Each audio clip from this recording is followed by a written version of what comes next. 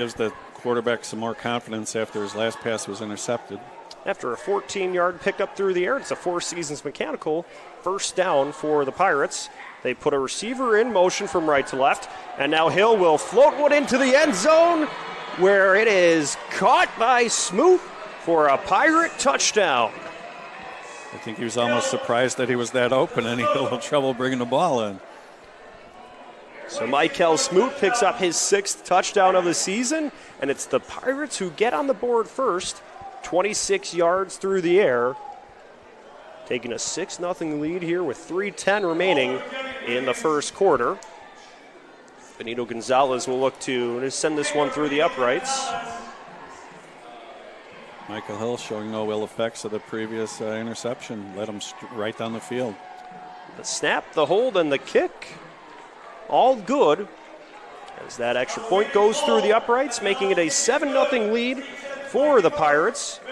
We will see the kickoff coming up next. You're watching Game Night on the Region Sports Network, the only game in town.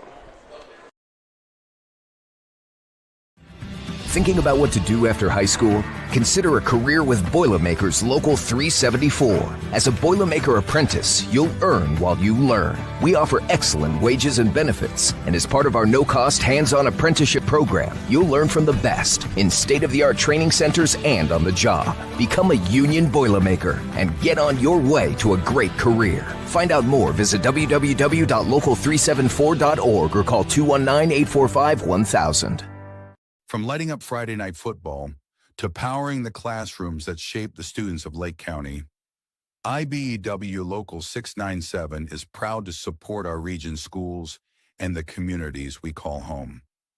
A career as a union electrician could be your next great move. Your next cap might be a hard hat. IBEW Local 697, powering futures, powering the region. This kickoff and all kickoffs are presented by Quintel Incorporated, handling jobs of all sizes throughout the country since 1994. So after a 26-yard passing touchdown, the Pirates will look to kick this one from left to right. Maryville leads 7-0 as this high kick caught at the 6-yard line, and he will look to take it through to the left side. He turns the corner, still going, gets past Gonzalez, takes it to the 25 and all the way to the end zone, but there is some laundry on the field. This one might be coming back. We got a block in the back. He's going to call it a hold, but Damon Thomas on the return. They will have to make the trip all the way back. There was no doubt about that one. I don't think it was necessary. That erases the long kick return TD that would have been for the Wolves, and then we'll see their offense back on the field.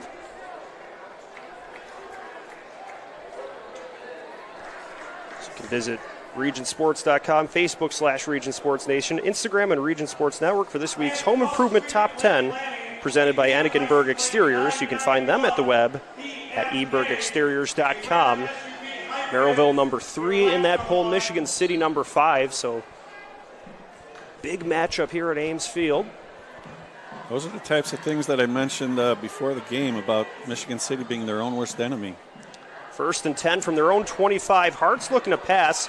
Will roll out to his right, sends it downfield to Collier, who makes the grab. Collier goes airborne at the 40 and is able to reel it in while bracing for impact.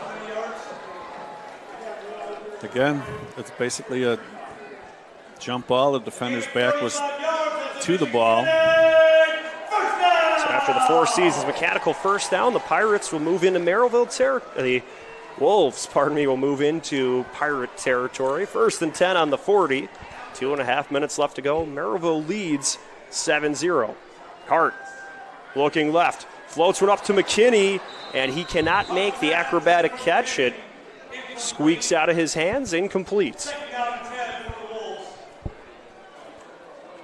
Pressure being applied by the defensive front, making him throw the ball, I think, a little bit earlier than he would have really liked to on these short passes. Even the short passes, they're getting to him very quickly.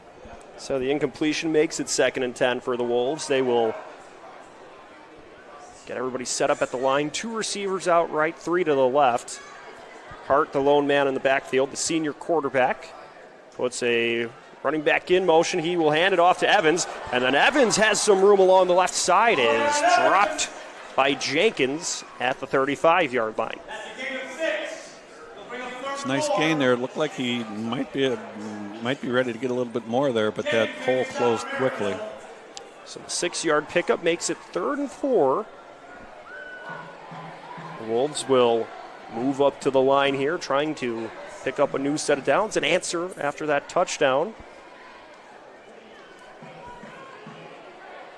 So Evans, the senior running back on that carry, picked up 6. He'll be next to Hart in the backfield. Hart scans his options, looks left, downfield, and trying to get it to Laurent, but it is incomplete as Laurent was guarded by Warren Brown. It was a nice defensive play by Brown, had him step for step. Wouldn't let him adjust to the ball. Basically ran him out of bounds there. This appears to be 4-down territory here as they've entered Four Seasons Mechanical 4-down territory, sponsored by Four Seasons Mechanical in Merrillville. Visit them on the web at fourseasonsmechanical.com. So the Wolves keep the offense on the field on Merrillville's 34-yard line. They need 4 yards here. 2 running backs in the backfield next to Hart. Good movement on the right side of Michigan City. Number 60. Pirates appear to be showing some pressure in the right side of the line. A little eager there, so that will move the Wolves back 5 yards. So you go from 4th and 4 to 4th and 9. Will we still see the offense on the field here? Looks like they're bringing the punt team on. So it appears we will see the punt team. Alvaro Serrano will look to avoid the touchback here. Warren Brown, the return man for the Pirates. Brown will be set up at the 10. And the snap to Serrano. Floats. Bounces at the 5 and takes a roll backwards. So the Wolves will be able to down that one inside the 10.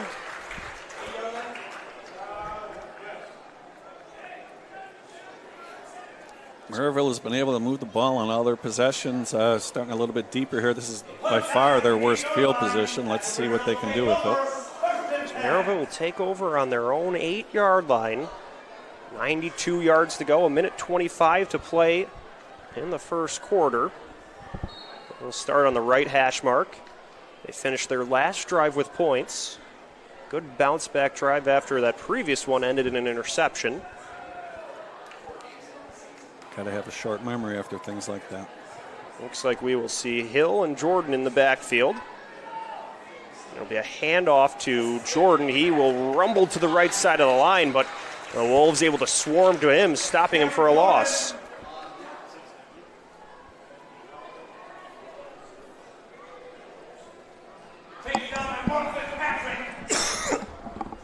Mark Fitzpatrick able to get to him for a loss, making it 2nd and 12 from the 6.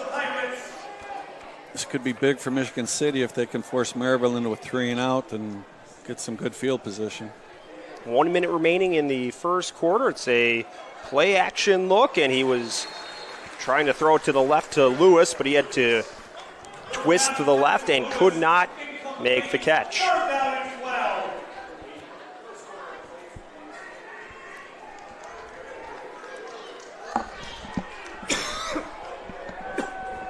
It'll be 3rd and 12 for Merrillville, deep in their own side of the field, on their own 6-yard line. So Hill will be in the backfield with J.Q. Johnson, just shy of their own end zone. 3 receivers out left. Hill is looking left. There's pressure. He has to swim forward, throws sidearm, connects with Smoot as he's wrestled down. They're giving him the first. So good job by Hill to anticipate that pressure. Is this able to escape and finds a Four Seasons Mechanical first down. New set of downs for the Pirates from their own 18. Michigan City still with a chance to stop them deep in their. It's a handoff to Jordan. He powers forward through the middle of the line, picks up a handful of yards on first down. 25 seconds and counting remaining in the first quarter. We'll see if that was the last play of the quarter. I think they're just going to let it run out. Appears to be so. So the Pirates score on a 26-yard touchdown from Hill to Smoot, and they lead 7-0 after the first quarter of action. They're driving on their own 23-yard line, 2nd and 5. We'll see what they can draw up when we come back. You're watching Game Night on the Region Sports Network, the only game in town. Four Seasons Mechanical proudly serves Northwest Indiana, providing quality, reasonably priced, reliable service. With a quality and comfort guarantee, the professionals at Four Seasons Mechanical offer a wide range of services in heating, ventilation, and air conditioning. Whether it's residential or commercial, Four Seasons Mechanical is there 24/7. To find out more, the website is fourseasonsmechanical.com or give them a call at 219-756-7020. Four Seasons Mechanical, your indoor air quality specialist. With electrical services from Economy Electric Heating and Cooling, you can radiate the perfect amount of light and energy into your home. From rewiring and code upgrades to ceiling fans, lighting, security, and more, Economy Electric Heating and Cooling's trained electricians will make sure you can enjoy your home on full power all the time. For a free estimate on electrical work, call Economy Electric Heating and Cooling at 219-923-4441, and you can visit them on the web at 4ajobdoneright.com. That's the number 4ajobdoneright.com. Check out the IBEW Local 697 electrifying plays from this week's football action. Visit regionsports.com, Facebook/RegionSportsNation, or on Instagram. The electrifying plays presented by IBEW Local 697, the electrical professionals. So start of the second quarter here at Ames Field, where Merrillville leads Michigan City 7-0. Hill will hand it off to Jordan on the end around, and he drives forward, trying to pick up the 5 yards for the first down. With flag on the play. There was a pile up, and we'll see what the call was as they were able to get Jordan involved on motion. It will be against the offense, sending them back 5 yards. So, and that motion started a little too soon. So that makes it 2nd and 10 from the 18.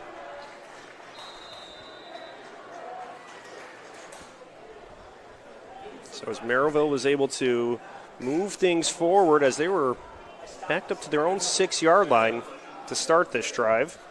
They put Jordan in motion, and they will hand it off on the sweep to the right side. He will roll forward and picks up some of the yards lost on that penalty.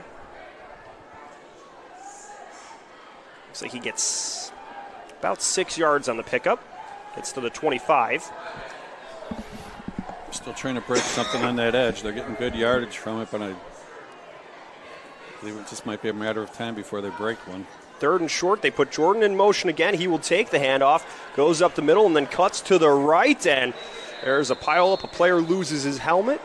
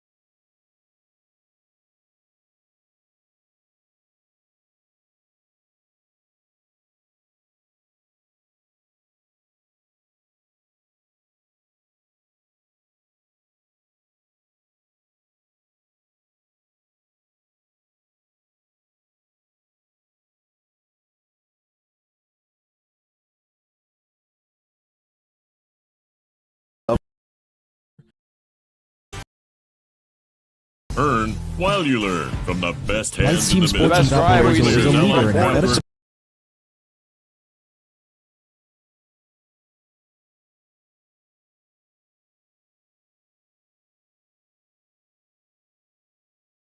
Down on this drive. They have some more motion. Handing it off Apollo Gibbs. Spins off a tackle for a moment, but he's quickly brought down by this ferocious throughout point Indiana and front seven. Kentucky. We are the bricklayers of LA. Grab the first Indiana, penetration. Kentucky Get in there, wrap it up. hands in the business. Guys get to their job. Quintel Incorporated, specializing in the reconditioning, No gain on the repair, play. and Second and remanufacturing of heat exchangers. Vacation, not too much.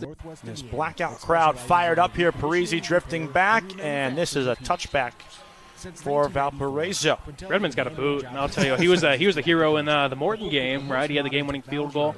Yep, from 33 yards. I think it was good from about 50. Oh, Looking definitely. at the film, oh my goodness, Crushed it. that ball almost landed in the lake. I think that was pretty close. And then that one there too. That's a boomer. Let's remind you to follow all of tonight's Region football scores live on the Hometown Scoreboard, streaming on youtube.com/Region Sports, facebook.com/Region Sports, and regionsports.com, courtesy of your neighborhood Strack and Van Til, your favorite Indiana-made grocery store. 4 games on the Region Sports Network tonight, all Duneland. We also have some Saturday football action that we'll probably talk about a little bit later in the broadcast, but a busy night to say the least. Valpo starts on their own 20. And it's an inside give. First carry of the night for Cooper Gear. He's the backup quarterback, but in recent weeks, Bill Marshall has liked his ability in the running game, so now he's tailback number 2. Again, not much has really been working in the early stage of the season for Valparaiso. And it can kind of give, a change of pace running back there for Valparaiso. You work him in, and, hey, he might be the guy, kind of moving forward. Hey, give me a couple yards here. Let's mix it up. Let's get Gage Finley in there. Could be a third down feature back. And again, it's something we've seen from Valparaiso in previous seasons. 5'10", 182-pound freshman. Doesn't get the call. Hosek dodges a couple defenders trying to find the edge, and he's brought down after a couple-yard pickup there. That was really impressive footwork from Kellen Hosek. He made a man go flying to the next county. Yeah, he's a great. We talked about what he does as a passer, but he's a gifted runner too. We saw a lot in that Penn game, especially using his legs, and he had, I think, 7 rushing touchdowns last year. So he's a guy to watch out too, as well as kind of a dual threat guy, but to make something out of nothing there, because obviously Chesterton had that bottled up and got a big game there to set up 3rd and 2. 3rd down and 2. Valpo trying to respond after a 13-play, 65-yard scoring drive from Chesterton. Gear right up the gut, and this is close. I don't think he got it. I don't think so either. Inches shy of the line to gain. It's going to be a 4th down and maybe 6 feet. If that, it's close. And Bill Marshall sends out the punt unit. Taking a look at the replay here, just inside zone. Looked like kind of jumpy there at the end man line of scrimmage, but just nothing going up there in between the tackles. And Chesterton once again stands tall and forces a Valparaiso punt. I put down in my notes, for those who actually care, 1.5 yards on the carry. No, they either round up or down. Low snap. Faudner just able to boot it away, drifting back from the 26-yard line. Look at the footwork there. Bouncing outside and finally wrangled out of bounds. Goes Robinson, the cornerback, who is putting Chesterton with their best starting field position of the game. The 42-yard line on their side of the field. You could cue the Chris Berman, though. Whoop, whoop, whoop. There it is. There we go. I love it. Love it. No, great play there. Momentum. Again, obviously not too much there in terms of yardage, but hey, nifty move there. No penalty flags on the field, even better. And Chester now kind of this 4-minute drive here, Kevin, to, hey, if they could milk this clock, keep that Valparaiso offense off the field, and hopefully go into the locker room with the lead. Each side's got 2 timeouts. They're going power formation to the left side. Wish the motion man. Valpo showing pressure. They bring it. It's Gavea, and he's gobbled up for a 2-yard loss. That was well played. Papakronis, the first guy in there. Tip of the cap as well to Valparaiso's Evan Courtney. on the tackle as well. That Mike linebacker who they love. And winning first down there. That's a good start for Valparaiso now. Again, what we saw from Hunter Boyd kind of on, Chesterton's touchdown drive is he made some great plays kind of on second and third down. Had that big third down completion. An even bigger stop here, trying to get your offense right back on the field and get something before the break. Gavea, look at the hole on that left side, and he creases forward to around the 47. Might be a hard hat. IBEW local 697. Again, it's nothing special. Sometimes they know you're getting the football, and it's a mindset, not only with Andrew Gouveia, but with this offensive line, this coaching staff. And, I mean, it seems like Chesterton, again, it's just something. This is their mantra. This is something that they're all about, punching you in the mouth and lining back up and doing it once again. And now, again, you kind of get that chunk play there, 3rd and 5. Now some time to think it over. There'll be an official's timeout, not a team called timeout. I believe they wanted to reset the play clock. And little stoppage, yep, they did. 3:30 to go. This might be the play of the first half right here, I would say, because then you kind of, Chesterton picks this up, and it kind of gets to, okay, we want to try and put some points up on the board. And Valparaiso, on the other hand, you're trying to just get off the field. Vikings loading up the box. Boyd to pass, looking far side. Open man, and he overshoots Gus Wish. He beat Anwar Banks in coverage, and now a decision for Mark Peterson, a fairly easy one at that. He's going to send out the punt team. Might have had the under route there. Looked like kind of man coverage, ran a slant, then kind of had that outside corner route combination. We see a little bit, I think, something that Chesterton did a great job connecting on last week against LaPorte, but overshot him there. Again, probably the second throw we've seen from Boyd that really kind of missed, a potential target there. Valpo, big for them to get off the field. Redmond, another big swing on the right leg. Parisi comes out, changes direction across the 30 and all the way to the 36-yard line. That's a good return there from James Parisi. And here comes 1st and 10 for Valparaiso. Just one scoring drive, and it's because they start on the plus side of the field. On their 2 possessions where they've started on the minus side, they have resulted in punts, last one being a 3-and-out. Officials coming together.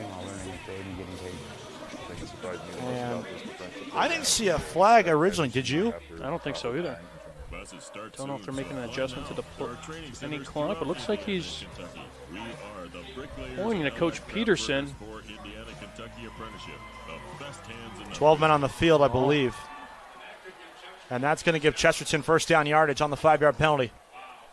That is killer for Valparaiso. On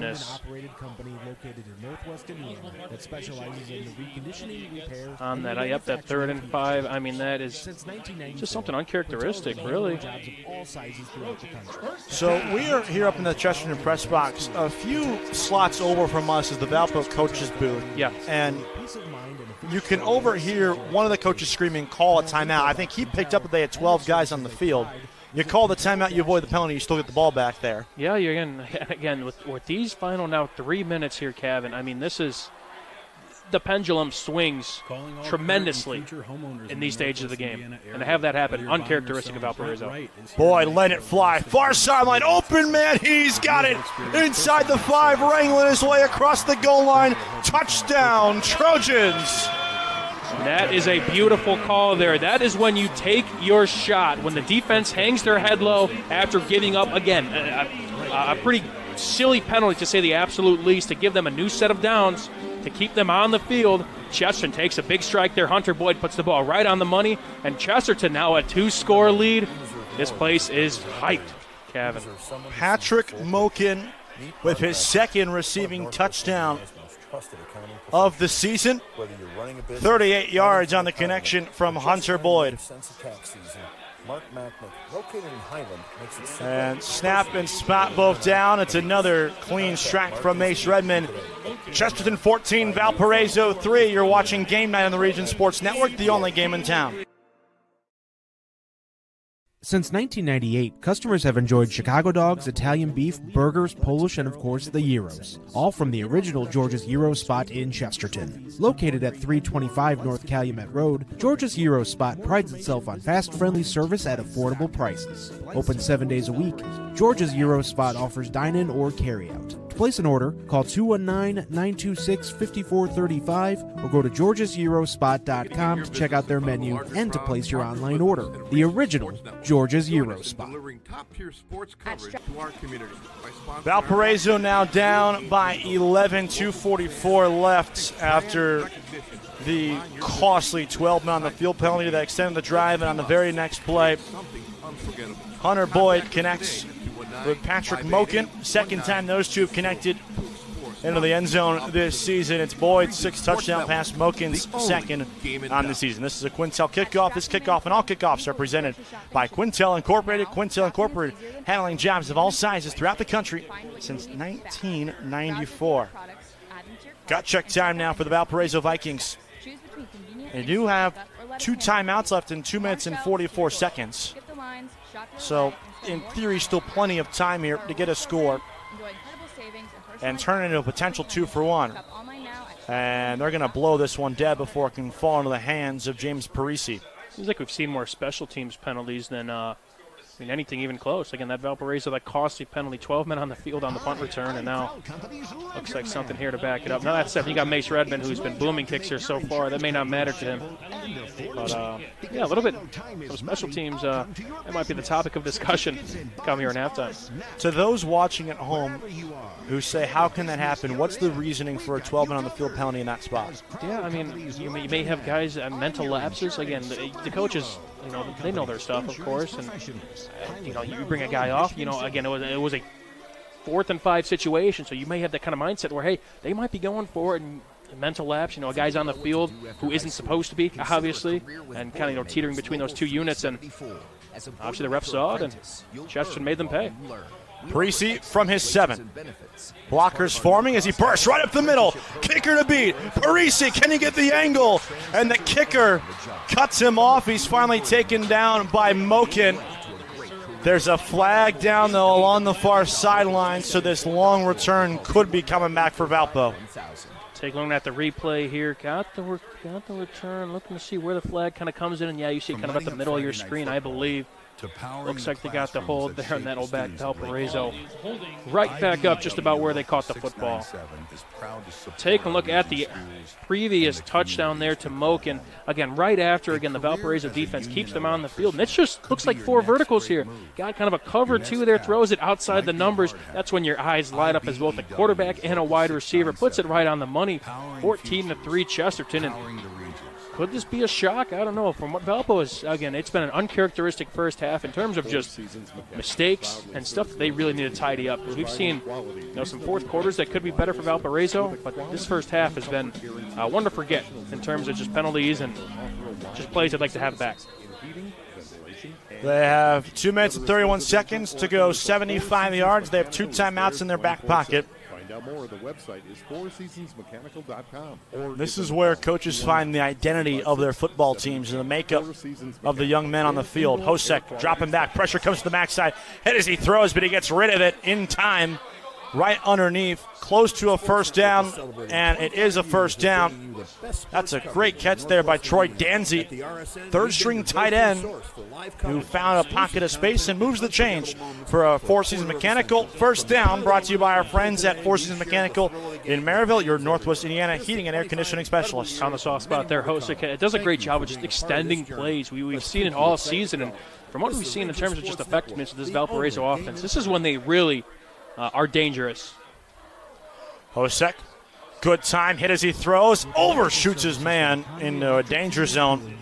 It was Vennard who was open on that near sideline, and it'll be 2nd and 10. Just more pressure there on the plate. It looks like a little bit of a stunt, and once again comes free. That is number 7 of Chesterton coming free on the pressure there. That is Zane Westerland, the junior. We said he leads the team in sacks. Almost got another one there, and Hosek again another errant throw. Just got out of harm's way because again right now as well. You know Valparaiso, they're trying to put points up on the board, but you have to protect the football because momentum is obviously on Chesterton's side. And Valpo doesn't want to give any more to the guys in black. Bernard in motion. Hosek, pressure comes, hit as he throws, lofts it over. Caught far side. Lovig dancing around the 40, and he lowers his shoulder to the 42-yard line. Clock runs inside a $1:45 left here in the half. Keep in mind, Valpo defer their option after winning the coin toss, so they could go 2 for 1 here if they're able to find a way to get points on the board here before half. I'd say that's the plan, but the good thing about Chesterton, a positive sign, especially in these passing downs, is guys are getting home.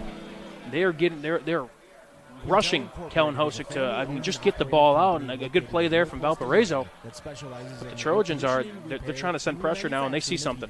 3rd down and 4. Finley motioned out to that near sideline. Hosek looks that way, connects with him. Blockers out in front. Finley's got a 1st down across midfield, and he's shoved out of bounds into Chesterton territory. It's another Four Seasons Mechanical 1st down, brought to you by our friends at Four Seasons Mechanical in Maryville. Visit them on the web at fourseasonsmechanical.com. Just a designed swing sort of screen right there. Great job on the perimeter to block those Trojan defenders, and now get things in enemy territory. But looks like the clock will still run here. He stepped out of bounds, but looks like he went out on his own. So the clock will run here. Now under a minute to go. Valpo may have to pick up the pace here a little bit.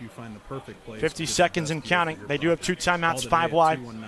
10 on the play clock. Hosek's got to go. And take the first step towards your real estate goals. Contact Brent Wright. Pressure comes, lofts over the middle. It's intercepted. No, it's not. Caden Sherwood nearly had his first interception of his varsity career, and just went right through his hands. That's one you're going to want back, but another guy comes home, got pressure in his face. And again, that's Valpo's hanging on by a thread there. A nice play there, of course, from Chesterton to get home and potentially force a turnover. Those are plays you're hopeful it doesn't come back to bite you. But I'll tell you what, this place would have been up for grabs if that went Chesterton's way. It's been 11 years to the day since Chesterton's last regular season win over Valparaiso. The visiting Vikings have won 13 straight, but they're on their heels here. Final 38 seconds of this first half. Screen pass. It is Bernard dropped the ball. Did he fall on it in time? Yes, he did. Valpo ball, clock running, and Bill Marshall burns his second timeout of the half with 26 seconds left. Just like a tunnel screen there, and again, Chesterton has been kind of all over these dink and dunk plays. Yeah, a couple swing screens kind of worked in Valparaiso's favor, but all in all, this Chesterton defense has really neutralized this Valparaiso offense. And again, if not for a dropped interception, I mean, this whole half could be completely different.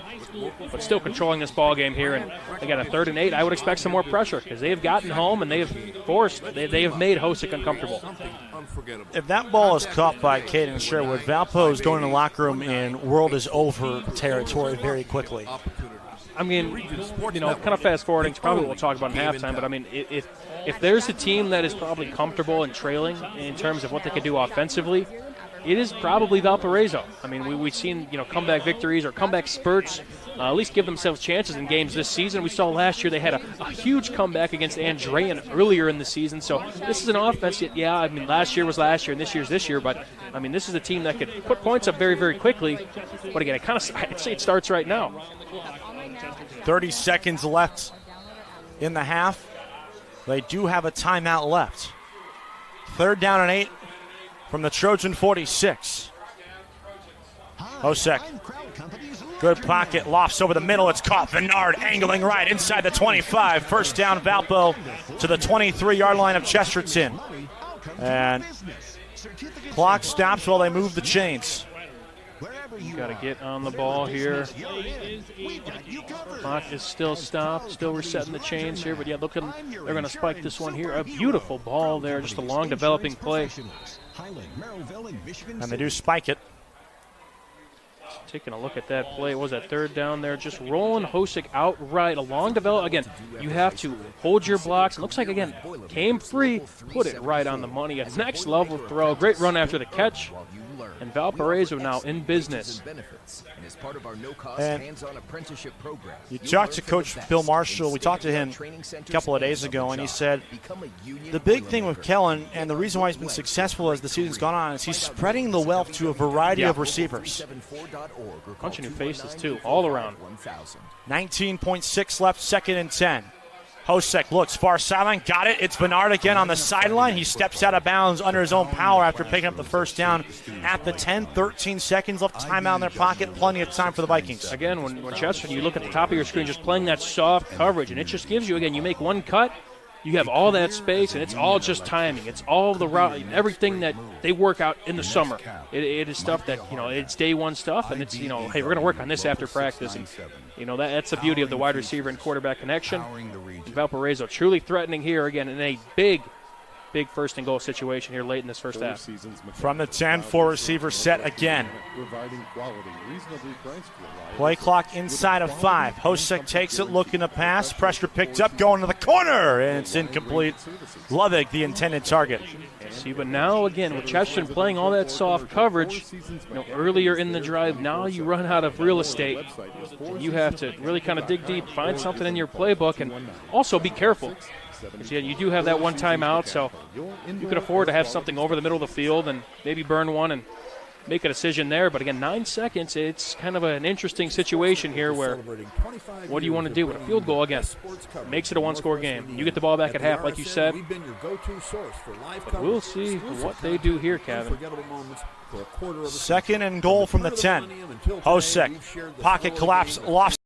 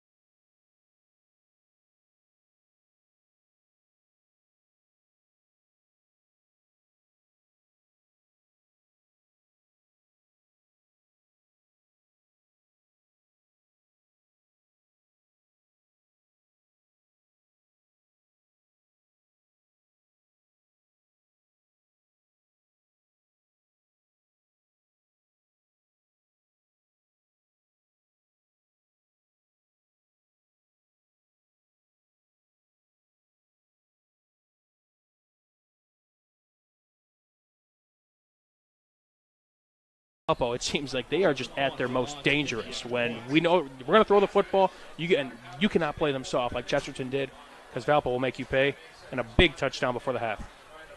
Trevor Fodner to make it a 4-point game. High snap, but spotted well, and Fodner makes it 14-10 at the break. Great response from the Valparaiso Vikings back against their wall. They march right down the field, cut it to within 4 points, and more importantly, we'll get the ball coming out of the break. What a fun 24 minutes of football that was in the Campbell Meridian Cup. You're watching Game Night on the Region Sports Network, the only game in town. It's time for the Commissioner's Corner, an exclusive weekly conversation about Indiana high school sports with the Commissioner of the IHSAA, Paul Neidig. Now for an up-to-the-minute report about what's happening in the constantly changing world of high school sports, here's Coach Bob Lovell with Commissioner Paul Neidig. Welcome back, everyone. I'm Bob Lovell. This is our weekly conversation with the Commissioner of the IHSAA. It's Paul Neidig. And Commissioner, week 5 of the high school football season approaching us. We have a girls golf sectionals beginning this week. Tell me I'm losing my mind. It doesn't seem possible that we're already there. And on top of that, October the 12th will be the pairing show for football. So help me understand what's going on. The days get shorter, Coach, and as the days get shorter, we get closer to tournament season, and that's, just right around the corner.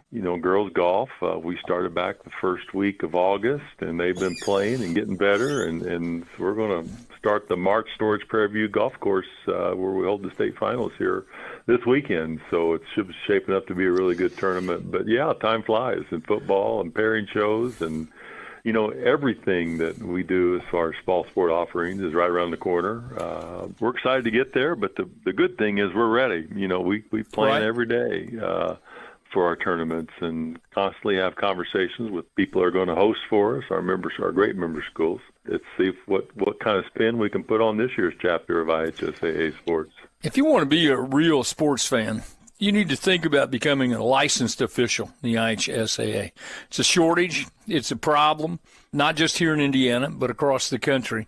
So give that a thought. What can people do, Paul? Can they go to a portion of your website and find out how to get involved in becoming a licensed official? Yeah, the easiest way is to go to ihsaa.org, and there's a tab at the top of the page that has the word officials on it. If you simply click on that officials, it'll start walking you through the process. And we encourage people. We love to play the game. And one way you can always stay connected is becoming an official. And we've got, I constantly hear from officials about how much they enjoy it, number one, but how close they've become to other other officials. And it's really kind of it's a neat group of guys. I mean, they play golf together and they learn how to become better officials. And I know some that even travel together when they're going on vacation. They become that close with other officials. And I always tell people, you never have to quit playing the game. You just got to do something different. Some people coach it, some people watch it, but the best thing to do is go out and officiate these contests. We've talked about a lot of things. You're on the road still, meeting with your constituents around the state in your annual fall meetings with schools. I'm hopeful that continues to be successful and beneficial for everybody with everybody involved. It is. It's so important for us with 410 member schools now for us to get out and meet with each of them. And we travel to 8 different spots around the state over a period of time, and we want to present information, but also we want to be on a listening tour. And whether we're talking in the hallway before or after or during the meeting, it gives us a chance to touch base with our membership because not all of our schools look the same. And if you're at Shakamak with a 1A school, it looks different than if you're at Carmel High School here in central Indiana. We continue to march toward the end of football. Week number 5 is upon us as we speak. To this point, you and the rest of your staff have done a masterful job of handling the weather. Yeah, we're very fortunate. Weather is certainly something that's very important to us. People get out in nice nights, but Coach, one thing now too, if we do end up with a bad weather evening, there's an opportunity to watch these games on ihsatv.org, and you can get out and a lot of games are broadcast on Friday and Saturday nights, and there's a chance to continue to watch the games, even if the weather's not so great. And we would encourage people to try that option also if the weather dictates that. Once again, Commissioner, thanks for your time. Be safe on the highways, and thanks for all you do. Thanks, Coach. And everybody tune in to Friday and Saturday night as you travel home so you can listen to Coach talk about all the great games in the state. Thanks for listening to The Commissioner's Corner with IHSAA Commissioner Paul Neidig and Coach Bob Lovell. And thank you for your continued support of the high schools in your community. You're watching Game Night in the Region on the Region Sports Network, presented by George's Euro Spot in Chesterton. George's Euro Spot, the original George's Euro Spot in Chesterton. 219-926-5435. Calvin and Mike enjoying your company Friday night halftime. Yeah. 14-10 Chesterton on top in the 9-10 matchup in our Enigenburg Home Improvement Top 10. Valparaiso all of a sudden, they're down by 4, but just because of that last drive, feels like now that not only they've awoken, but momentum and this game is on their side. It's the best we've seen Valparaiso really just move the football all night. Again, they had about less than 3 minutes to go, and that's when, again, this team has really looked dangerous. Again, when you have a quarterback like Kellen Hosick, again, who is just distributing the football, something that Coach Bill Marshall has said that he's done so well over the course of this campaign, and he finds different targets, and obviously he trusts his quarterback, he trusts his offense that, again, with 5 seconds left to go here, you got to get 5 yards, got to get the ball out quicker. And as you see, Hosick finds a man in the flat, with some pressure in his face. That was a play before. Excuse me. Let's get to why Valparaiso has points on the board. Again, 5 seconds left there. Hosick looks left, has the man in the flat as the clock hits 0. Again, this was a 14-3 game, and Kevin, it just feels like a completely different ball game with Valparaiso orchestrating that 2-minute drive and putting up 7. And they get the ball coming out to start as well, so a chance for points to possibly take the lead out of the break. And that was a capper on a 12-play, 75-yard scoring drive that took up 2 minutes and 33 seconds. Here's the kicker. They left that drive still with a timeout in their pocket. Yeah. Save it for next half, maybe. Maybe. Hopefully, Bill Marshall's hoping to get 4 next half. I'm with you on that. If that's how it's worked, then we'd see coaches way more conservative there on that 2-minute drive. But, I mean, that was a gutsy play call because if Danzy was tackled in bounds, that was it for the half. They had no time to get that field goal off. So at least get some points to bring within a possession. That was boom or bust. And it's trust. And, again, that is such a risky play, like you said, in terms of just the time. But also, again, they were really looking for some sort of pick-me-up, some sort of momentum. Because I'll tell you what, if that is not converted, that halftime speech is a little bit worse than probably what it is right now. Because it was, again, a rough first half from Valparaiso in terms of just, again, mental mistakes. Again, Chesterton, one of their big touchdowns was a big touchdown pass from Hunter Boyd. And the play before that, again, Valparaiso, left them on the field because on a 4th and 5, 12 men on the field. Chesterton takes advantage of that, finds a touchdown there, and I mean, it's again, take a look at this replay here. Chesterton, I mean. Hill rolls to the right, floats one downfield looking for Smoot. Incomplete, and there's a flag thrown. It's going to be defensive holding. He was looking for Michael Smoot, who we saw with a touchdown grab earlier in this game. It will be against the Wolves, so that penalties continue to hurt both of these sides, and costly time for Michigan City with 1:17 remaining in the second quarter.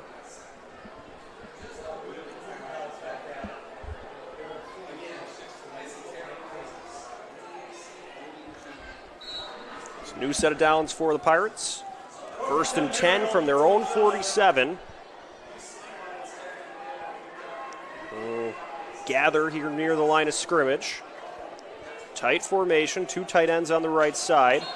And there will be another penalty again against the Wolves, so that adds 5 more yards for Merrillville here.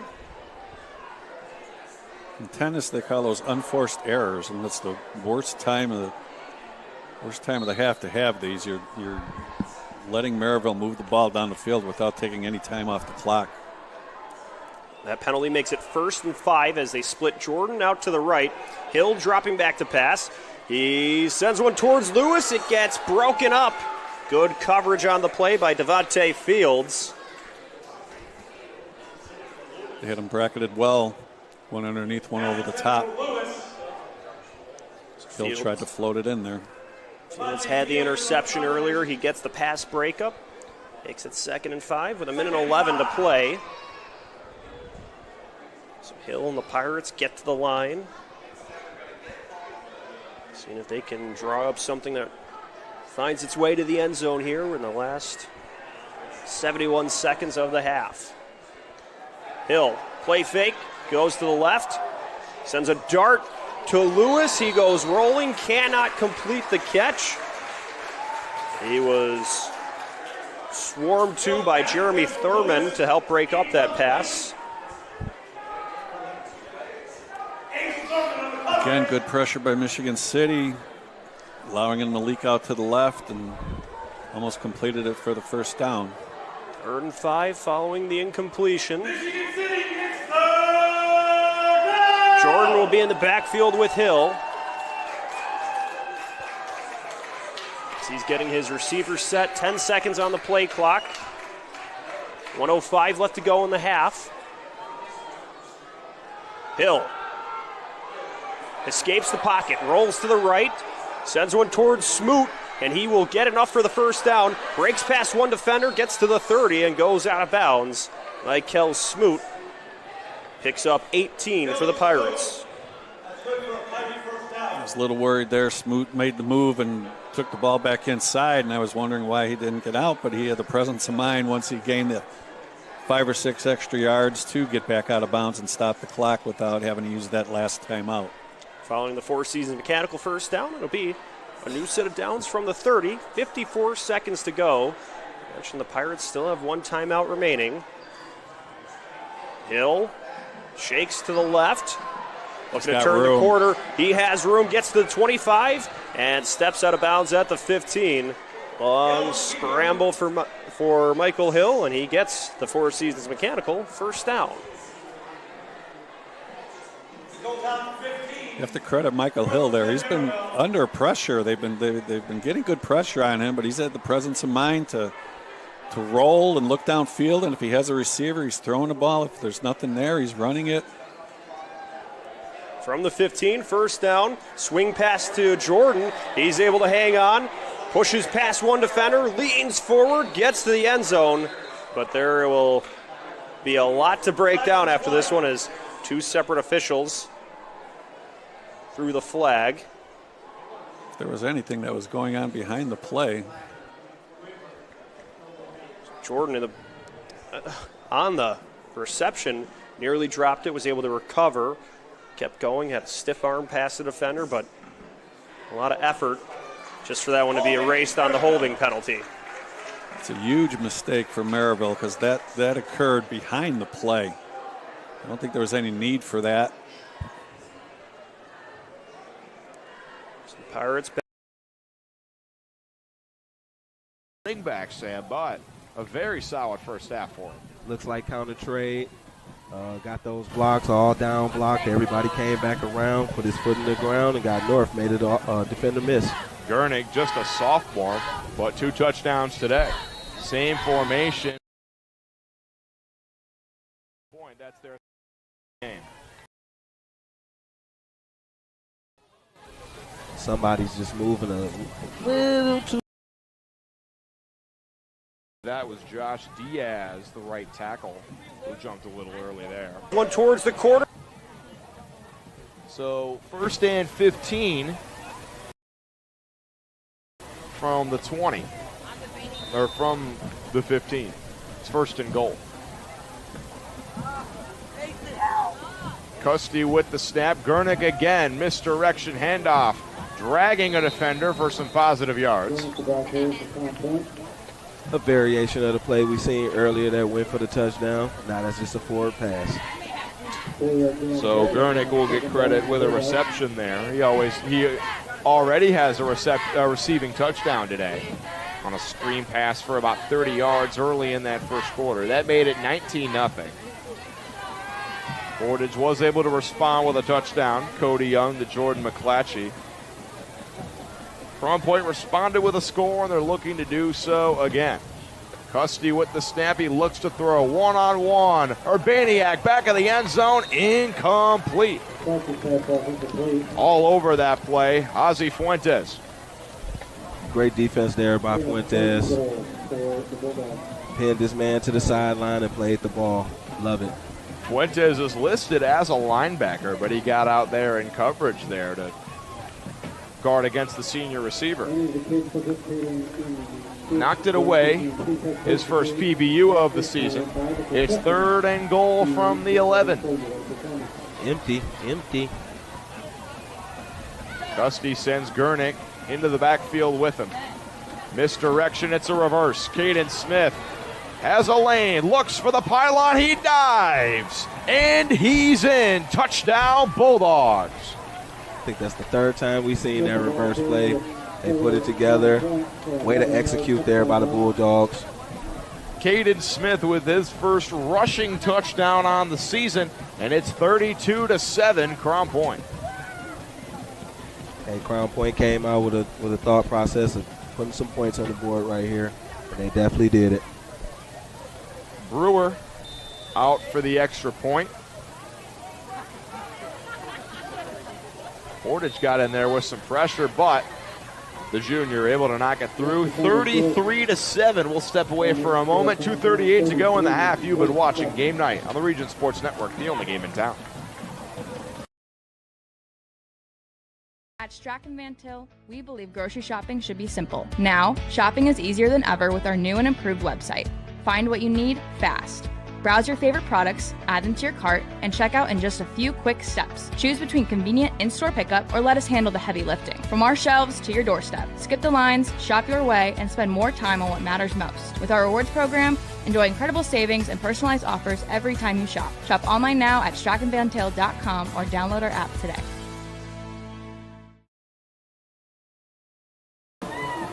Mayor Pete Land of the Crown Point Pace Department are proud to support Crown Point Bulldog Athletics and say, go Bulldogs. Crown Point remains dedicated to preserving history, celebrating everyday life, providing the best city services, and encouraging smart growth.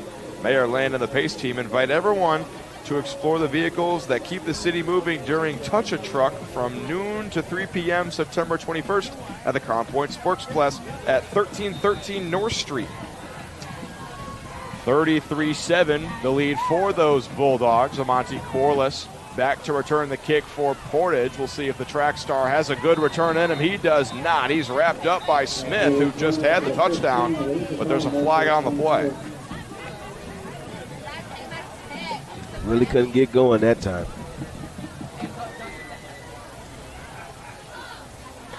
A late flag there at the very end of that play, it came in. I think it may be against Portage. Holding, possibly. Looks like you're right, Sam. They are backing up. It's holding against the Indians. Half the distance to the goal, so they'll start, Portage will, at the 7.5 yard line. Cody Young and the offense, they have a long way to work right now. Make sure they work forward, not backwards. Crown Point looking to get that ball back and potentially make this a running clock in the second half. 4 wide for Portage. They have a blitz coming off the edge there. Young to throw, deep over the middle, incomplete. He had McClatchy with some space, but just barely overthrew the senior. Great play design. Receiver was open. QB just got to get it to him. 2:30 to go. Crown Point does not have any timeouts left. They used all of them in the first quarter. Second and 10 from the 7. Crown Point, they're coming after Young. They're trying to get a safety here from 7 yards out. Only 3 men rush this time. Young dances in his own end zone, throws back foot. It's caught over the middle. First down to the tight end, Hunter Cole.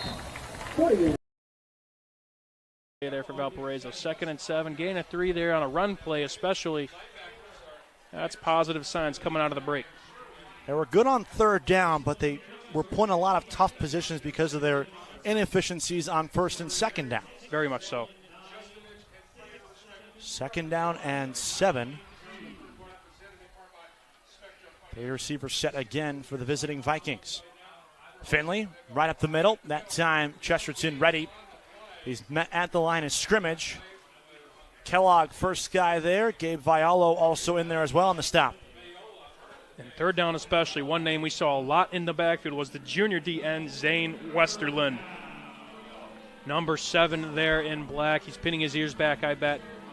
Trying to get to Hosick. And just hurry up a throw. I mean, you think about how that last drive went for Chesterton defensively. Had an interception in their hands. Got home a lot on Hosick. Hosick got the ball out very, very fast. Got it out of harm's way. Chesterton just trying to force another error here maybe again. They force Finley out wide. Hosick looking that way. Instead goes on the slant for Parisi. It's incomplete, and it'll be a 3-and-out for Valpo to start the second half. That's an ideal way to get things going after you get that momentum boost in the second half. Looking at the play here, just, kind of a setup play there with the swing route. Might have got there early, but no flag there. And kudos to Chesterton defense that, they have to get back out here and get ready to go as well. And, their heads were definitely hanging low after giving up what was a 3-minute drive for Valparaiso, getting their way down the field. Chesterton stands tall and gets the ball back to the offense. They got picked apart. Bradley Robinson chasing that one back. It falls inside the 25. He'll play it off a hop. Robinson Angling left, changes direction, makes a couple of guys miss, sneaks by a couple more. Robinson to midfield. It finally took Valparaiso's Anthony Swarden, a backup linebacker, to bring him down at midfield.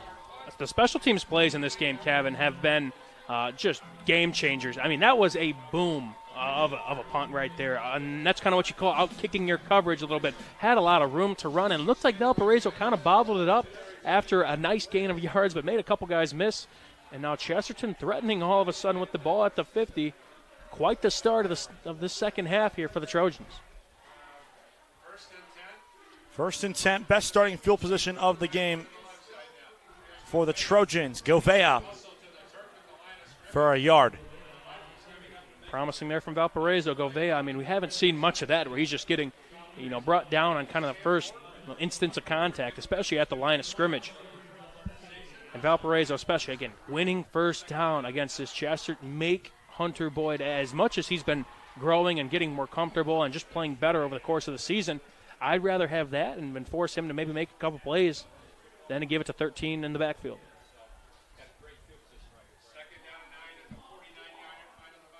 Govea again. That time blockers out in front, and Govea powers forward inside the 45. Another good second down run.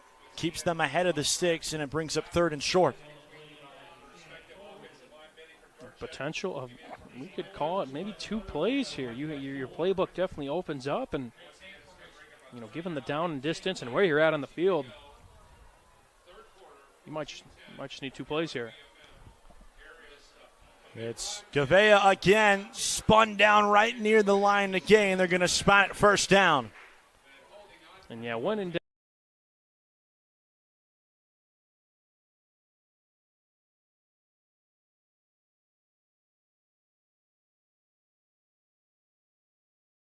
maybe going after the punt. They're after the punter. It's almost blocked. Oh, they hit the punter.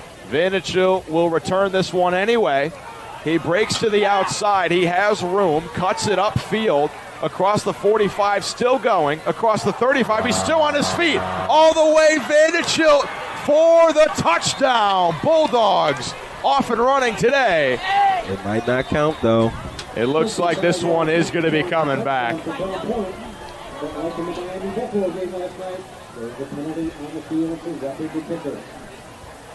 Roughing the kicker, most likely the call upcoming. They almost got there, but a little aggressive with the kicker. Automatic first down that time. I think you got to live with the consequences of that one. With a minute left, I think you got to send everyone at the kicker to try to block that one. Yeah, for sure. Just a little too aggressive, and unfortunately for them, it wipes a touchdown off the board. Another opportunity for the Indians to come out and try to score. We got 42 seconds now.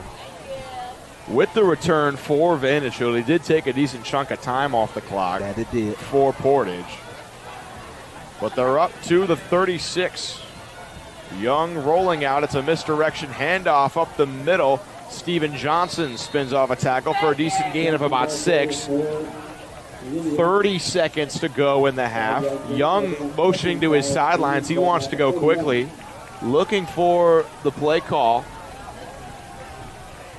The Indians run up. 20 seconds to go in the half. We have whistles and a false start on the Indians. And I believe that penalty comes with a 10-second runoff, if I'm not mistaken. Possibly. So 15 seconds might become 5 seconds here. I could be wrong about that. Looks like it does not. So Young and the offense probably have maybe 2 more plays here. They're running with 3 receivers to the top end of the formation. Now they send the running back out wide. Young looking to throw, firing middle, and it's caught in close coverage. Keyshawn Brown hauls in the pass. Way to haul that in. That was a tough catch. A way to hold on and maintain it. 9.9 seconds on the clock as the officiating crew moves the chains. We're rolling. 6 seconds. Young with the snap. Rolls out. Has room. Fires it middle. It's incomplete. Clock stops with half a second on the clock. I haven't seen many football games in and a half or a game with 0.5 seconds left. Normally, you just see, for NFL and college games, you just see the full second. That's it. You don't see a decimal. At all. First time. I believe our scoreboard just has the full seconds on it. But the in-stadium scoreboard says half a second midfield for Portage. It would take a lot to get a score here, but they're going to try. Like 5 wide for Young. 0.5 seconds. Quickly they throw it outside and incomplete. That'll take things to the half. The Crown Point Bulldogs lead the Portage Indians 33-7. We hope you've enjoyed the first half. We'll have second half coverage next. You've been watching Game Night on the Region Sports Network, the only game in town. By Reese Ballog and a couple of interior tackles. And it's a short 1-yard pickup. At that time, I bet fatigue kind of starts to kick in for once you get, a couple, what was that, 8 by your count? 8 straight runs for 13? Yeah, that'll hurt anybody. And it's crazy because you know it's coming, and it's still hard to stop. And that's, even just more motivating for that offensive line especially. It's, come stop us. Mokin, the motion man. Gavea again, flag on the snap as Gavea gets to the 11, and our first flag of the half. We'll take a look at this one here. Don't know what I see from the initial replay. May have had some movement. Was it too many men in the backfield at the time of the snap? It looks like it was. Backing them back up 5 yards, and again, penalties, drive killers, especially as you get closer and closer to the end zone. You turn a 2nd and 9 into a 2nd and 14. Well, although the rushing game has been great, you kind of need one of those chunk plays from your back, or you may have to throw it, which Boyd is very capable of doing. So got a passing touchdown. The field shrinks here a little bit, obviously. 38 yards towards the end of that first half. Play fake, rolling out. Boyd finds Wish inside the 10. Gus Wish to the end zone.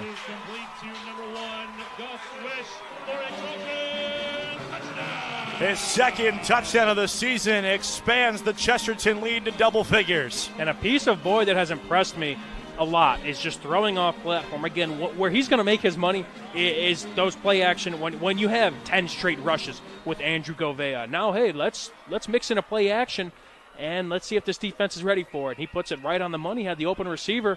And again, just kind of that game manager, what you're kind of asked to do as a sophomore. Boyd is living up to those expectations and protecting the football, more importantly.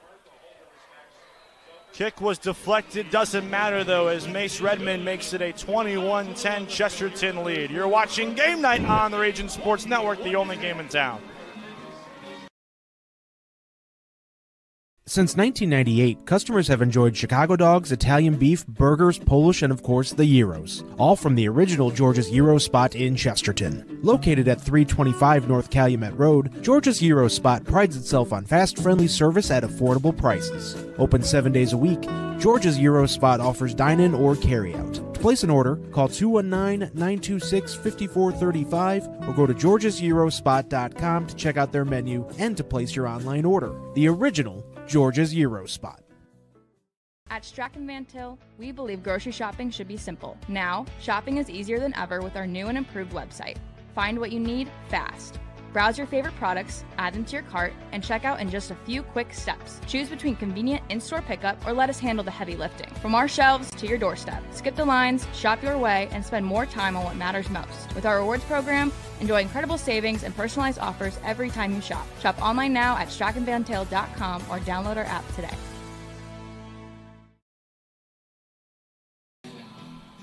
(21-10). This is a Quintel kickoff. This kickoff and all kickoffs are presented by Quintel Incorporated. handling jobs of all sizes throughout the country since 1994. This is picked up at the 10-yard line by Chase Lovick, and he's dragged down to the ground inside the Valparaiso 25-yard line. Drew Pasilio on the stop. Chesterton getting on the board once again. It was a drive that was all Andrew Govea until it wasn't. Hunter Boyd rolling out, finding the wide open man, and too easy there. Chesterton responds very, very well. Big shout out to Gus Wish there on the touchdown reception. Chesterton forces Valparaiso on a 3-and-out, gets the ball right back, chews some clock, now 5:14 to go, and put some points up on the board. Touchdown could qualify as one of our IBEW Local 697 electrifying plays. Oh, looking ahead to next week. Here you go. Finley on first 10. Good hole. Shoves off one man before he's gang tackled at the 28.5. Or more importantly, our proud-to-be Union play of the game, our third award that we were mentioning. Watch out for that one. A big one, as a matter of fact, in terms of how this game is shaping out. A lone score here in this third quarter. 3 yards for the senior tailback, who's been busy here throughout this football game. Down by 11, 4.5 to play third quarter. Still plenty of time, but Valpo needs points quickly. Hosek, good pocket, throws far side, coming back to make a nice catch at the sticks is Vennard, and that should be enough for first down yardage. And it is. It's a Four Seasons Mechanical first down, brought to you by our friends at Four Seasons Mechanical in Maryville. Visit them on the webs at fourseasonsmechanical.com.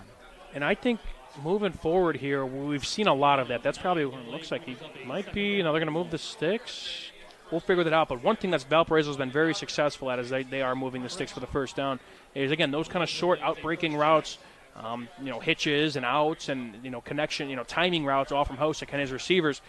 If Chesterton kind of keeps playing soft and keeps allowing those, I don't want to let Valparaiso dink and dunk their way down the field because, again, this is still – there's a lot of ball game left, and what is a two-score game? Hosek, lots of time, taking a shot, near side, open man, Danzy, a nice diving catch into Chesterton territory. It's another Four Seasons Mechanical first down, brought to you by our friends at Four Seasons Mechanical in Maryville, your Northwest Indiana heating and air conditioning specials. That was a dime for 26 yards. Big chunk play there. And that's, Danzy's been coming to play. Had that touchdown to end the half.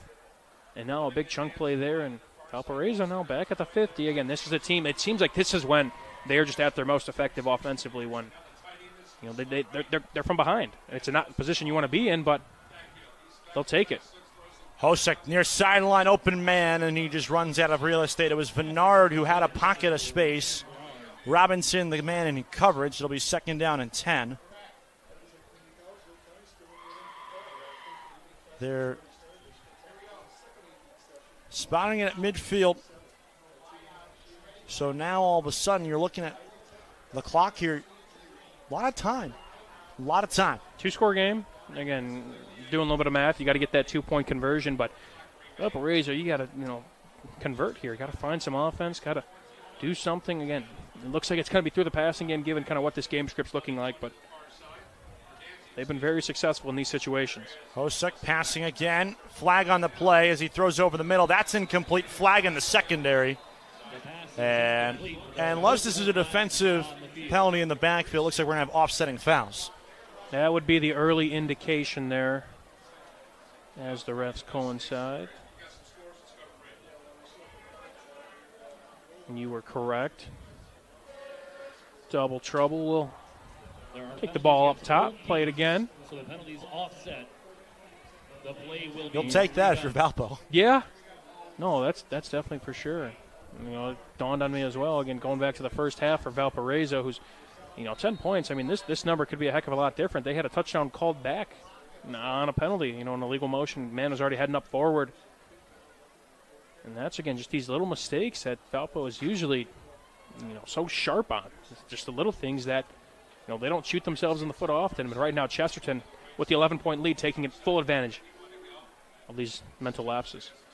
Hosek, quarterback draw, escapes the pocket, cuts outside towards the sideline. He dives for the line to gain. They're going to spot him a yard shy. That was great effort, though, from Kellen Hosek on the QB draw. one of the more, I want to say probably the longest rush for Valparaiso this evening comes from the legs of your quarterback in Hosek, a very solid runner, not really asked to do too much in that aspect of his game, but a big play there to set up now a 3rd and 1. Given the situation, 4-down territory here for Valpo? Oh, no questions asked. Looks like they're treating it that way. They're going 5 wide here on 3rd down and on a yard.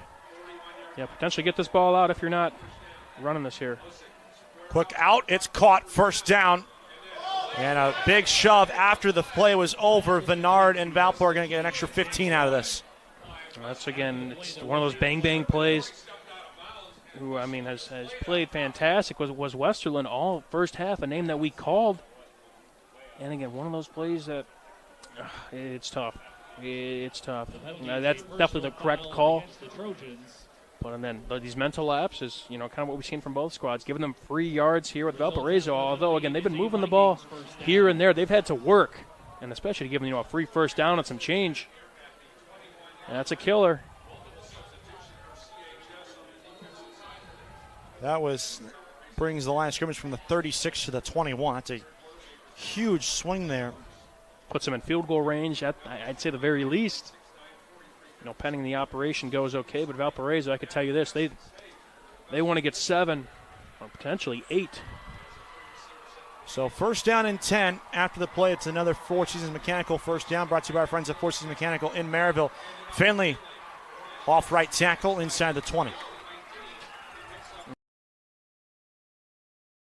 His left is Raymond. Raymond trying to turn the corner. He's across the 10. Good block, and he lunges forward. He's close to that marker. I believe he's going to be just short, but that's looking like it's going to be a 8-yard gain. Reed Raymond going up the gut, outside the tackles. Either way, when he has the football, he becomes a very dangerous man for the orange and black. Yeah, absolutely. And this has been a fantastic response to that fumble at the end of the first half. Raymond off the field, Jones in, Jones totes the ball, going up the middle, breaks a tackle, pushing him towards the end zone. Did he break the goal line? He does! Touchdown Slicers! What an incredible drive by LaPorte's offense! They go right down the field, keeping it on the ground, and not only that, but 5 minutes and 47 seconds have come off the clock. You could have asked for a better start to this second half. Oh, not at all. Like you said earlier, this is what you draw up coming out of the locker room. We're getting the ball. We're going down. We're going to take a ton of time off the clock and score. Bryce Jones scores his first touchdown of the season, making it 26-7. And we saw the extra point get blocked earlier by LC's special teams. They won't get to that one. And that kick is good. What an incredible drive by LaPorte. They lead by 17. We'll take a quick break and come back here on the Region Sports Network, the only game in town. At Strachan Van Til, we believe grocery shopping should be simple. Now, shopping is easier than ever with our new and improved website. Find what you need fast.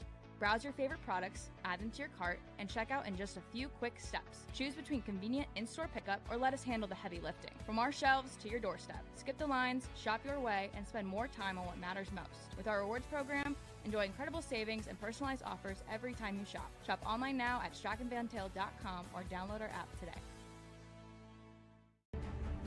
Hi, I'm Crowd Company's Lantern Man. If you're a contractor, it's my job to make your insurance coverage simple and affordable.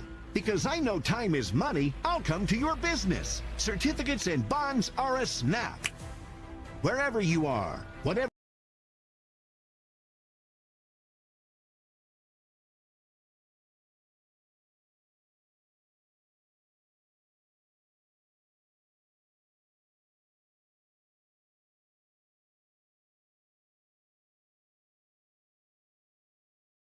Seconds away from that. I'd have to say so. Yeah, those are, who knows? It seems like more often than not, burning timeouts early in close games like this come back to bite you. Check out the IBEW Local 697 electrifying plays from this week's football action. Visit regionsports.com, Facebook/Region Sports Nation, or on Instagram. The electrifying plays presented by IBEW Local 697.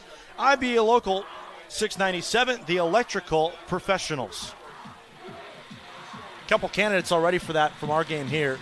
Sure, we'll see some over the final 13 minutes and 36 seconds here from Chesterton. Fun special teams play, some big passes, more so on Chesterton's side. Buzzer-beating touchdown from Valparaiso, and heck, whatever may transpire here in these next set of downs.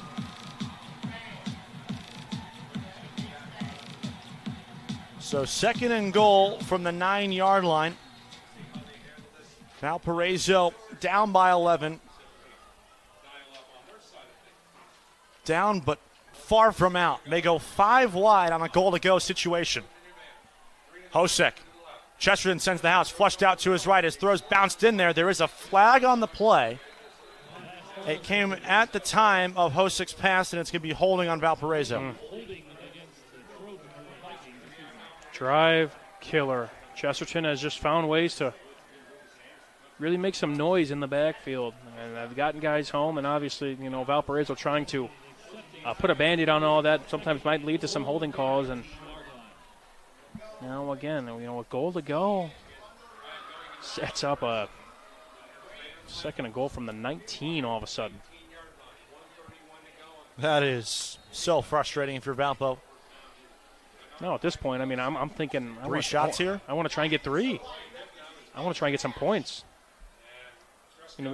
Touchdown would be great, but let's get this to a 1-score game. Lovick pre-snap motion. Hosek looks far. Pylon, and it's incomplete. Oh, man. Bradley Robinson, if that ball stayed in bounds, would have had the easiest interception of his career. Just a miscommunication there. Looked like it would kind of a stop route, and Hosek thought otherwise. Thought it'd be more of a go route, try and get something towards the end zone. Again, like you said, got that ball out of harm's way. Happened a few times here so far in favor of Hosek. 3rd and goal from the 19.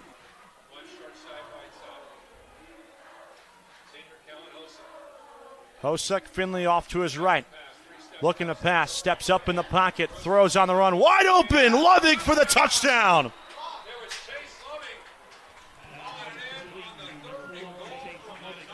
Somehow, some way, the Vikings stay alive on a 3rd and goal conversion from the 19-yard line. Just steps up in the pocket. It's something about 3rd down, Kevin, that just all the magic happens. Chesterton, he's going to throw the football. Now, did you know he was going to take a shot to the end zone? Given the way Hosek just, manages the pocket, distributes the ball, his arm talent, his pocket awareness, and what we saw all there on that play, it's special what we're seeing. And again, another just a big-time play for this Valparaiso offense to cut into this lead and potentially make this a 3-point game. They're going for 2 here. Hosek on a play fake, rolling out, throws, and it's incomplete. Looking for Venard. So it's 21-16. Valpo, no harm, no foul. You're going to need a 2nd touchdown in there somewhere if you want to win the football game. Yeah, I guess we'll have to wait and see their next drive, but that's a big-time 3rd down conversion. Kellen Hosek making more magic happen. Valpo only down by 5. You're watching Game Night on the Region Sports Network, the only game in town.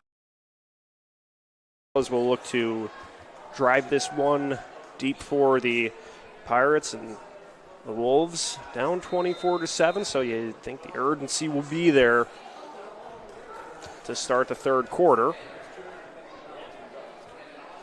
Gonzalez steps into his kick, slices it to the right, and that one will be smothered at the 30-yard line.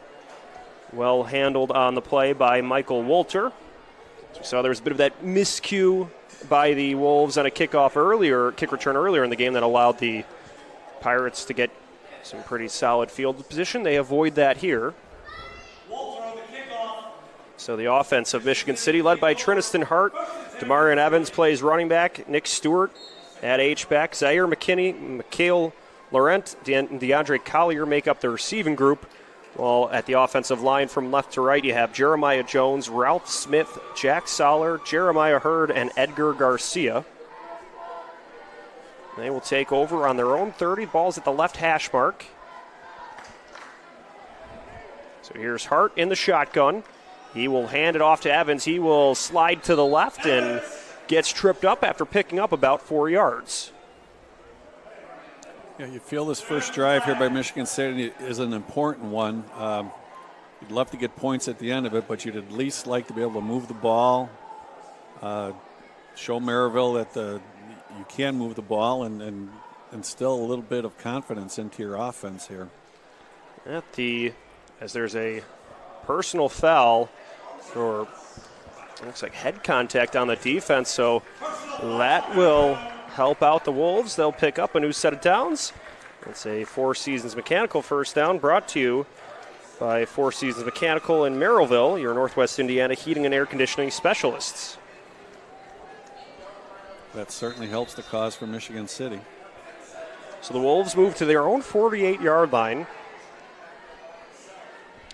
Yeah, hand off to Evans, a keeper for Hart. He will climb down the left hash mark, pick up about 7 yards there.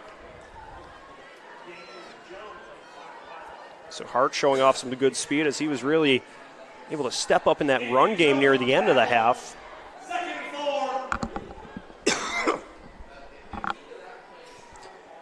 But so 2nd and 4 now for Michigan City on the opposing 46, just over 11 minutes to go in the third quarter. So they look to get things set up here. 2 receivers to the right side, 1 to the left. He will hand it off to Thurman, who powers to the left side, drops the boom on a defender, and keeps rolling for the first down. Good start for Michigan City. A couple first downs here, getting the ball moving, and we're in Maryville territory. Thurman secures the Four Seasons Mechanical first down, and the Wolves driving to the opposing 40 now. Covered some ground on this drive. They put a receiver in motion. They'll be a keeper for Hart, and he will surge through the middle of the line, picks up about 3 yards there. Positive yards again, putting a little pressure on the Maryville end there. Got to read that play and doesn't know whether to come down or help string the ball out. Hart was 16 for 24 with 293 yards in the air last week, 2 touchdowns. He's been getting it done with his running ability this week. He looks to the right to pass a little bit ahead of Thurman, but he's able to reel it in, but he will get stopped behind the line of scrimmage for a loss by Stanley Freeman of the Pirates. Nice play by Freeman, sniffed that out early, was able to run it down and get a tackle for loss. 4-yard loss moves the Wolves back to the 42-yard line. So they'll send trips to the left, 1 receiver, Collier to the right side. Hart drops back to pass under pressure, and it slips through the hands of a defender and goes incomplete. Isaiah Horton with the pass breakup brings up 4th down. That's that quick pressure off the edge there by the Maryville defensive line. Forced them to get rid of that ball early and almost forced them into an interception. It's 4th and 12 from the 42. The punt team will be out for the Wolves. Alvaro Serrano will look to try to pin the Pirates inside the 20 here. Warren Brown will be the return man for Maryville. 9:39 to play in the third quarter. Serrano, kind of a slow step on the punt, and he is run into by a defender, and that will draw a penalty on the Pirates. That was just, I don't know what he was thinking. Robert Newell really didn't run into him. He struck him in the face mask with his hand. The punt had been released, and then his arm went right into the helmet of the punter. So we've seen another penalty in this second half, and that will certainly be a boost for the Wolves. We'll see if it changes what they decide to do here, if they will keep the punt team out. It's a 5-yard pickup, but they will still have the punt team on the field. I'm surprised that was only a 5-yard penalty. 4th and 7 from the 37. Here's Serrano with the punt.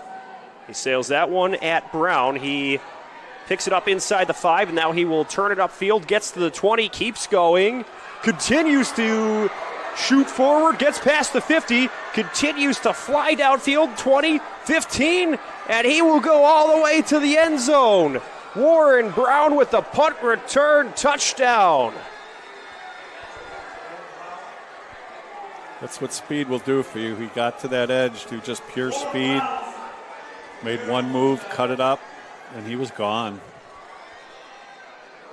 So Brown makes it a 30-7 lead for Merrillville, taking that one upwards of 90 yards to the end zone with 9:10 remaining in the third quarter.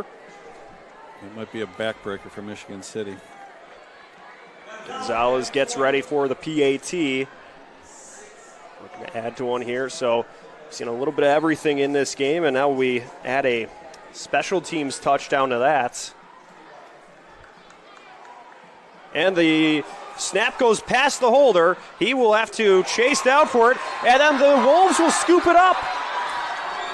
So the Wolves, Anthony Gibson was able to get to that one, and the officials will blow things dead, but it's been a wacky start to the third quarter here, and that continues. We thought we'd seen as much as we could handle in that first half, and so now this. The Pirates leading 30-7 with 9:10 remaining in the third quarter. You are watching Game Night on the Region Sports Network, the only game in town. At Strachan Van Til, we believe grocery shopping should be simple. Now, shopping is easier than ever with our new and improved website. Find what you need fast. Browse your favorite products, add them to your cart, and check out in just a few quick steps. Choose between convenient in-store pickup or let us handle the heavy lifting. From our shelves to your doorstep, skip the lines, shop your way, and spend more time on what matters most. With our rewards program, enjoy incredible savings and personalized offers every time you shop. Shop online now at strachanvantil.com or download our app today. Hi, I'm Crowd Company's Lantern Man. If you're a contractor, it's my job to make your insurance coverage simple and affordable. Because I know time is money, I'll come to your business. Certificates and bonds are a snap. Wherever you are, whatever business you're in, we've got you covered. As Crowd Company's Lantern Man, I'm your insurance superhero. Crowd Company's insurance professionals. Highland, Merrillville, and Michigan City. Benito Gonzalez gets ready for this Quintel kickoff. This kickoff and all kickoffs are presented by Quintel Incorporated, handling jobs of all sizes throughout the country since 1994. It goes to the 40 where it is caught, and he will continue to power forward Laurent with return, and there's some shoving going on, and there'll be another flag on the play. Oh. And a second. I think somebody said something there that they shouldn't have. So there will be multiple penalties to sort out here. There was one thrown while things were just wrapping up, and then as Michigan City was being ushered back to their sideline, a second one was thrown. So this continued to be a theme, and following the punt return touchdown by the Pirates, we will see the offense of the Wolves on the field here. Let's see where the ball's going to be marked before all of that. So a lot to sort out here as we the first penalty will be on, so it'll be offsetting, it looks like.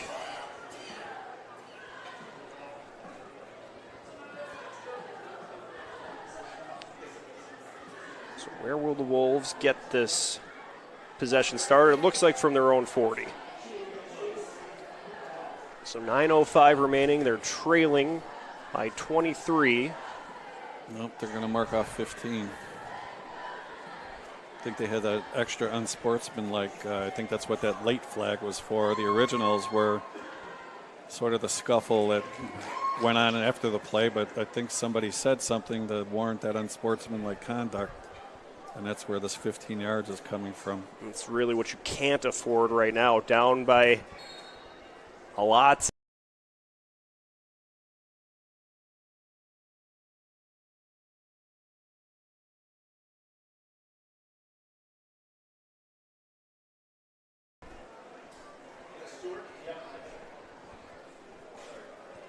So it gets it under 9 minutes, and it's about 4 yards on that carry, 3 yards. 2nd and 7 for the Wolves. Michigan City might have to start showing a little bit more urgency here. Got a big hill to climb.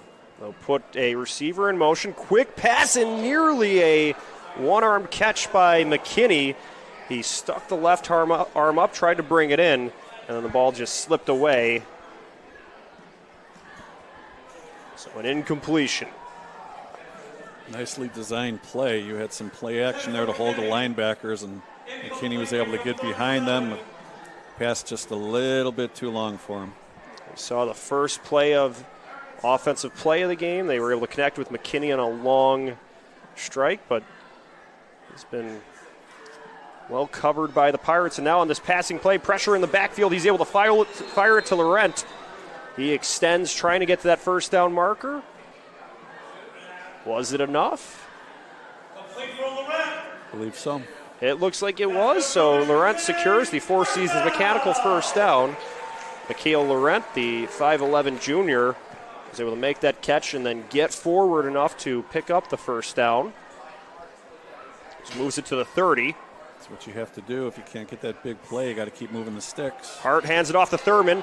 He will speed up, gets to the 45, and then continues to climb forward as the ball pops out. Pirates think they have it.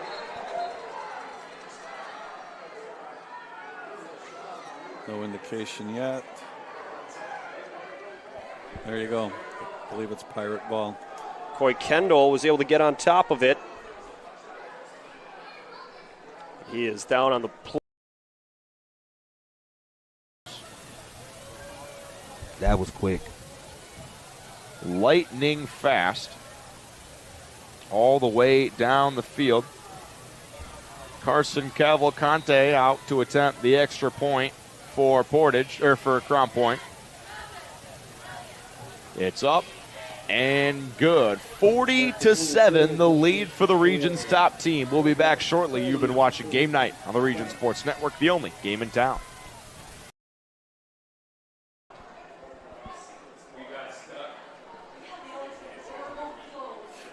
Sometimes those fumbles can happen when you good second effort there, but the ball was able to be jarred loose, and again, errors that occur when you're climbing a 23-point hill. You can't have those things happen to you. We've seen the Pirates recover a fumble on a kick return. They recover this fumble. The Wolves' defense had an interception, so Maryville ahead in the turnover margin, but between penalties and turnovers, those are really things that can throw your game plan off script. We will see the Pirates taking over at the at the 50-yard line. So Maryville offensively, led by Michael Hill at quarterback. J.Q. Johnson and Cameron Jordan are the running backs. Ryanell Lewis plays tight end, while Rayshawn Shelley, Darnell Bowles, and Michael Sloot make up the receiving group. Protecting the quarterback from left to right are Aaron White, Jalen Carter, Jamal Cherry, Tremaine Hemingway, and Josh Coulter. So Hill brings his Pirate team to the line at midfield. I think Maryville might be content to keep the ball on the ground here, let that clock run. And that's where it's such a luxury to have both Johnson and Jordan, those two strong running backs. Hill will hang on to this. He's rolling to the left, throws it to Lewis, his tight end. He gets to the 45, throws a defender down as he's muscled out of bounds at the 41. As soon as I say that, they go to the air. Go figure, as it's a 9-yard pickup for Lewis, and there was something going on near the Michigan City sideline that we're checking up on. There's an injured player in that bench area. So the Wolves will attend to him, and it's 2nd and 1 at the 41-yard line. 8:22 remaining in the third quarter. Maryville with the 30-7 lead as they head back to the line here. Even though he went to the air there, that was kind of a safe play. It was almost an extended run. Just tossing that ball out, getting the ball quick to the edge, and getting some positive yardage. It seems to be a lot of these passing plays where they are efficient passing plays where they're able to get the ball to a close target, and then pick up the yards after the catch. Exactly. Really helping Hill with those completions, as now he has a quick throw to the side as he was under siege and just had to fire that one away on the play action pass, and the Wolves were able to swarm to him. Fitzpatrick was able to get to the quarterback just as he released it, so it's now 3rd and 1. Nice play by Fitzpatrick. He saw that the handoff was not made, went straight to the quarterback. So Hill, be a bit of a bunch formation up here. Tight end to the right side of the line. Jordan will be in the backfield. Johnson to the left. 2 receivers to the left near the numbers. Hill takes the snap, hands it off to Jordan. He breaks to the left side of the line, leans forward, gets the first down, and picks up a physical couple of yards. New set of downs with the Four Seasons Mechanical first down. Again, very impressed with Jordan with the backfield of Maryville. Very good vision. Low snap, and then the play is blown dead. There was a flag thrown. Might have been false start on Maryville, as Hill did not appear to be ready for that snap. So that moves the Pirates back 5 yards. It almost might have been a better outcome than what the play would have been. Right. He might have lost 5 yards, but lost the down too. So at least you didn't lose the down here. 1st and 15, just under 8 minutes to play in the third quarter. Pirates lead 30-7. First offensive stand of the half for Maryville. It's a keeper for Hill. He powers forward to the left and gets twisted down. Picks up those 5 yards back. Fake the handoff to Johnson. Hill keeps it and gets wrestled down after picking up 4 yards. Kind of hold your breath there when your quarterback gets thrown to the ground like that. 2nd and 11, Hill in the shotgun. Johnson to his left. 3 receivers out to the right. Hill again with the keeper. This time he's going to cut to the left, and he will avoid that contact and step out of bounds at the sideline. Yeah, the discretion, better part of valor there. So he picks up about 2 yards, making it 3rd and 9. Stops the clock, though, for Michigan City. 7:12 remaining in the third quarter. You almost think if he's going to avoid the contact, that a slide would be better there to try to keep the clock moving. Right, if you could stay in bounds and allow things to keep dwindling down. So Hill will tuck it and run. He goes up the middle here. Weaves to the left. He has room at the 15. He will go all the way to the end zone. Michael Hill with a 34-yard touchdown run adds to the lead for the Pirates. Read that option play very well. Saw the defenders go with the fake to the running back, and that hole opened up. I don't think there was anybody within 5 yards of him on that whole run. 3rd rushing touchdown of the season for Hill makes it a 36-7 lead for the Pirates. Here with 7:03 remaining in the third quarter. Gonzalez gets ready for the PAT. He drills this one through the uprights, makes it a 37-7 lead. With just over 7 minutes remaining in the quarter, you're watching Game Night on the Region Sports Network, the only game in town. Four Seasons Mechanical proudly serves Northwest Indiana, providing quality, reasonably priced, reliable service. With a quality and comfort guarantee, the professionals at Four Seasons Mechanical offer a wide range of services in heating, ventilation, and air conditioning. Whether it's residential or commercial, Four Seasons Mechanical is there 24/7. To find out more, the website is fourseasonsmechanical.com or give them a call at 219-756-7020. Four Seasons Mechanical, your indoor air quality specialist. With electrical services from Economy Electric Heating and Cooling, you can radiate the perfect amount of light and energy into your home. From rewiring and code upgrades to ceiling fans, lighting, security, and more, Economy Electric Heating and Cooling's trained electricians will make sure you can enjoy your home on full power all the time. For a free estimate on electrical work, call Economy Electric Heating and Cooling at 219-923-4441, and you can visit them on the web at 4ajobdoneright.com. That's the number 4ajobdoneright.com.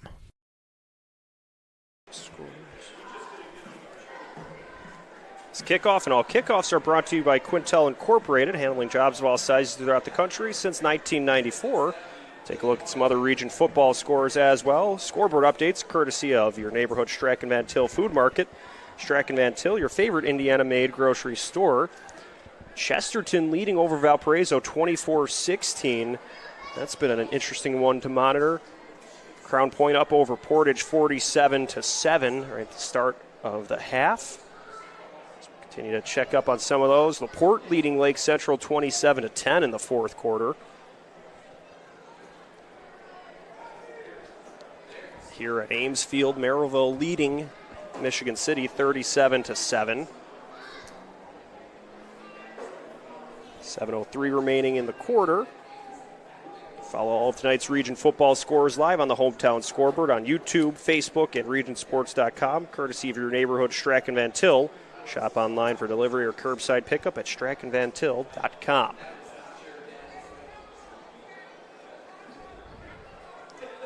So Gonzalez will look to send this one deep. His team leading. They've been pooch kicking, keeping the ball away from the deep threats for Michigan City. And the field position advantage they're giving them hasn't seemed to affect them too much as this one twirls to the 30, and then a group of Pirates will get to him at the 35. Prevent any run up after. So Michigan City will take over.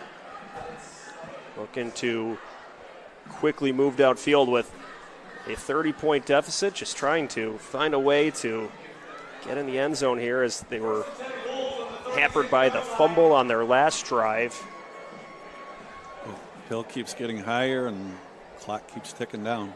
Punt return touchdown on the opening drive of the half, and then a fumble, which then was punctuated by a 34-yard touchdown run by Michael Hill to add to the lead. So Hart, lone man in the backfield, they'll put Laurent in motion, and Hart will take over, but he is twisted down by the Pirates. Kieran Moore, one of the first purple helmets to get there.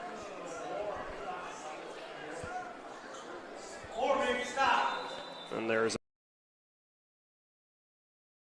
Completes it on a quick pass to Cameron McCarthy, a senior making a catch on his senior night. And they're just short of the first down marker. Got him past the 35. They need to get to the 36. But now they're going to move those chains. Chains with the delayed movement now. It is a first down. Brought to you by Four Seasons Mechanical. McCarthy lined up to that far right. Raymond in the backfield, right behind Penzel. 4:15 left in this contest. 27-10 LaPorte. They have not allowed. They're spotting him at the 29-yard line. And what a play there from Valparaiso to shed a block there. I believe that was Fedorchak. And Valpo's going to decline a penalty, so it's a turnover on downs for Chesterton. And they will take that. What a play there.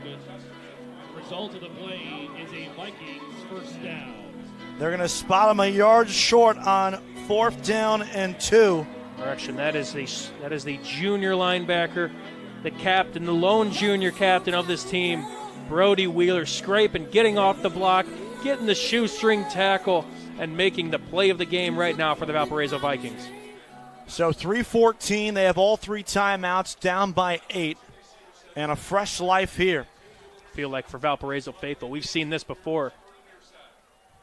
Hosek, pressure coming, looks, first down, Parisi across the 35. That one was good for 12. And again, something very similar to what we've seen at the end of the first half as well. Again, this is a team that they are very, very potent throwing the football. And again, no matter if you're playing that soft coverage or not, they're going to make you pay. And right now, Valparaiso, a big chunk play to get momentum going.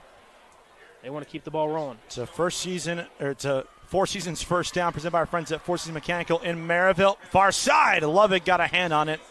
It falls incomplete, that first down, by the way. Sponsor occurred again. So many different pressures from different names over there from Chesterton, but have not been able to really force an errant throw. They've had a dropped interception that led to a Valparaiso touchdown not long after. And Chesterton has just been missing that big defensive play. Yes, they had one on the previous drive, that potential, that forced fumble to set up fourth down, but they wouldn't mind another right here. Second down and 10 from their own 37. Hosek, plenty of time to pass. Looks over the middle. First down again.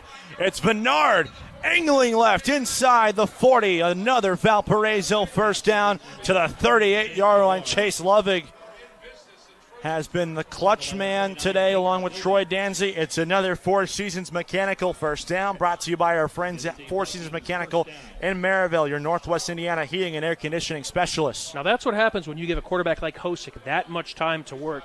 Not much pressure there in the backfield to force a hurried throw to just get it out of harm's way. That time Hosek could have really just set up shop back there, maybe have a meal or two, and find his man across the field. Hosek hurried again, rolling out to his left, throws off his back foot into traffic, and it falls shy of his intended target of James Parisi. Ooh, I mean, he just throws it to where they aren't when things really get bleak. As again, pressure comes there, and although interceptions has been kind of a number that's been creeping up, and it's something that might be expected of a gunslinger like Kellen Hosek and how much he's asked to do. He's done a great job of at least keeping the ball out of Chesterton's reach and hitting his guys accurately and making those plays when things do get kind of jumbled and get pressure in your face like he did just there. Play clock inside of 5 here on second down and 10 from the Chesterton 38. Hosek, clean pocket down the seam. It's intercepted by Lucas Anderson. Anderson seals the deal. And for the first time in 11 years, puts Chesterton in position to win the Campbell Meridian Cup. And just something we have not quite seen from Hosek all night. Just thrown in double coverage. Lucas Anderson is a ball hawk, and seeing what he did last week against LaPorte and just tried to fit in a tough window. Anderson jumps that route. And now it's up to this Chesterton offense to potentially salt this game away. Valparaiso still with 3 timeouts in their back pocket, but got to get a stop and got to get one fast. One first down, you're just doing possession math here, likely does it. Valpo loads up the box. Think we know who getting this one. Andrew Gavea. Flag on the play as Gavea powers forward to the 43. So the clock will stop with 1:51 to go. And this play's coming back. Hold your horses. Again, it's a killer. It's obviously that's going to early indication is holding. And you could ask a lot of Gavea, but getting a chunk play like right here, right now, set him back up on be a 1st and 20. There's been a lot of laundry on the field here tonight, Kevin. Yes, there has. So now it's 1st and 20 from the 29, 1:51 and counting. Valpo's got 3 timeouts in their back pocket here. That's why you keep them. Keep Chesterton in front of the sticks now, and you're getting the ball back with one final shot. Gavea hurdles over a man and dives forward to the 33-yard line. Timeout Valparaiso, their first. And that penalty just looms large. No matter what, you can still burn this clock, pick it up or not. But it may set up a potential, a 3rd down where you can't get greedy. And obviously, a 2nd down, that kind of, sets the table for what's to come on 3rd down. But I wouldn't want to put anything in harm's way. Try and get a good operation on this punt if we were to not get the 1st down. And play defense once again, but that penalty, it's tale as old as time. They're going to kill drives, they're going to kill momentum, and I mean, that would have been, what, a 6-yard game from Govea on the first down? Just cannot happen. Penalties, the name of the game here all throughout tonight on both sides. It's taken away what would have been a big Valpo first down, that block in the back. It's taken away a Valpo touchdown. Yep. It's taken away a 60-yard kick return by Chesterton. All over the place this evening.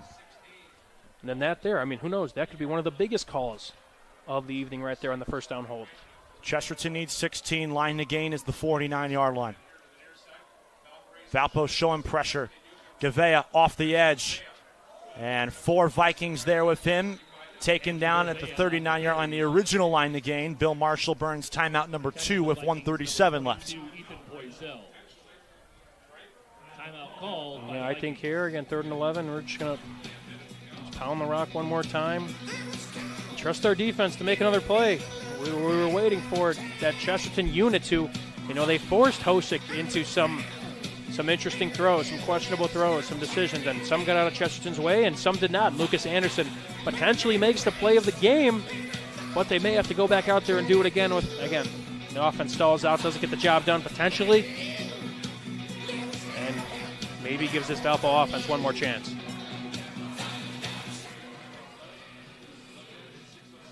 Third and 10. They're back at the original line of scrimmage. Valpo a chance to get off the field and get one final crack, down by 8, but they need to stop. Govea has been the go-to man all night long, the featured tailback here. 2 tight ends right of the formation. Raffin, the motion man for Chesterton. Govea right up the middle, and he's tripped up. That's a great open field tackle there by Ben Fedorchak. Stopped way short of the line to gain. Valpo will burn their final timeout, and now here's the decision for Mark Peterson. And you would think they would have to bring out the punt team here. Oh, for sure. Looks like he almost had a lane there looking that back over. But, yeah, I mean, 4th and 6 here. Not much in the playbook, and at least nothing that's really worth it here, given the risk-reward. Go back. Just try and boot this away and see what we can do. You go back to talking about that lane that Govea had. Look at the way Fedorchak tackled him on that play. I mean, that saves a first down and saves the game for Valpo. Oh, no question about it. Again, you have to get out of your comfort zone when tackling. You have to take out the legs. They can't go anywhere without the legs. And whether it is, grabbing an ankle, grabbing whatever you can. But that's the key to tackling Andrew Govea. And he almost still got away. So now here's Mace Redmond looking to boot this one away and pin Valpo back very deep. James Parisi and Chase Lovick back deep to return. 1:30. No timeouts for either side at this point. Yeah, Valparaiso are really going to have to use tempo, get up to the ball, and just manage the clock, try and get out of bounds. Chesterton, keep everything in the middle of the field. Low snap, nearly blocked. That'll be a short punt. Parisi will take it, and he will be dropped down to the 24-yard line. A flag comes in after the end of the play as a Valpo and Chesterton player were tangled up on the Chesterton 47-yard line. So let's say this is a big foul either way. Personal foul on Valpo. Oh, my goodness. And I didn't see what transpired. I know the old adage goes it's usually the second guy.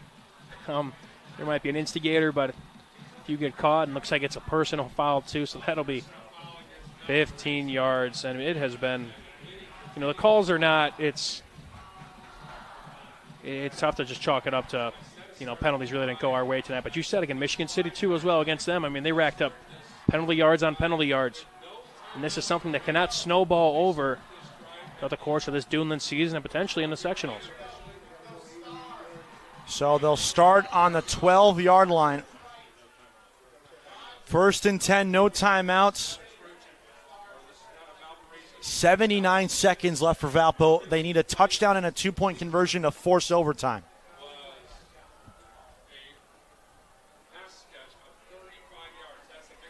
Finley in motion. Hosek. Pressure comes underneath. Caught. And that is going to be Parisi, who's taken down well short of the line to gain. Valpo wanting a face mask. Clock still running, 1:03 left. Ball spotted at the 18-yard line. And that's a win for Chesterton. Keep him in the middle of the field. It's, you run that tunnel screen, and Trojans are like, yep, take it. We'll keep that clock running and gear up for second down. 5-yard pickup. Hosek down the seam. It is caught for a first down. It's Vennard across the 25. Valpo needs to go quick. 43 seconds left. They'll have to spike it here. And they will with 41 seconds left. What a catch. And that's a bang-bang play there. Took a shot to the ribs. Hosek put it right on the money. You see there the route develops there. Finds him across the middle and takes a shot. Way to hold on to the football.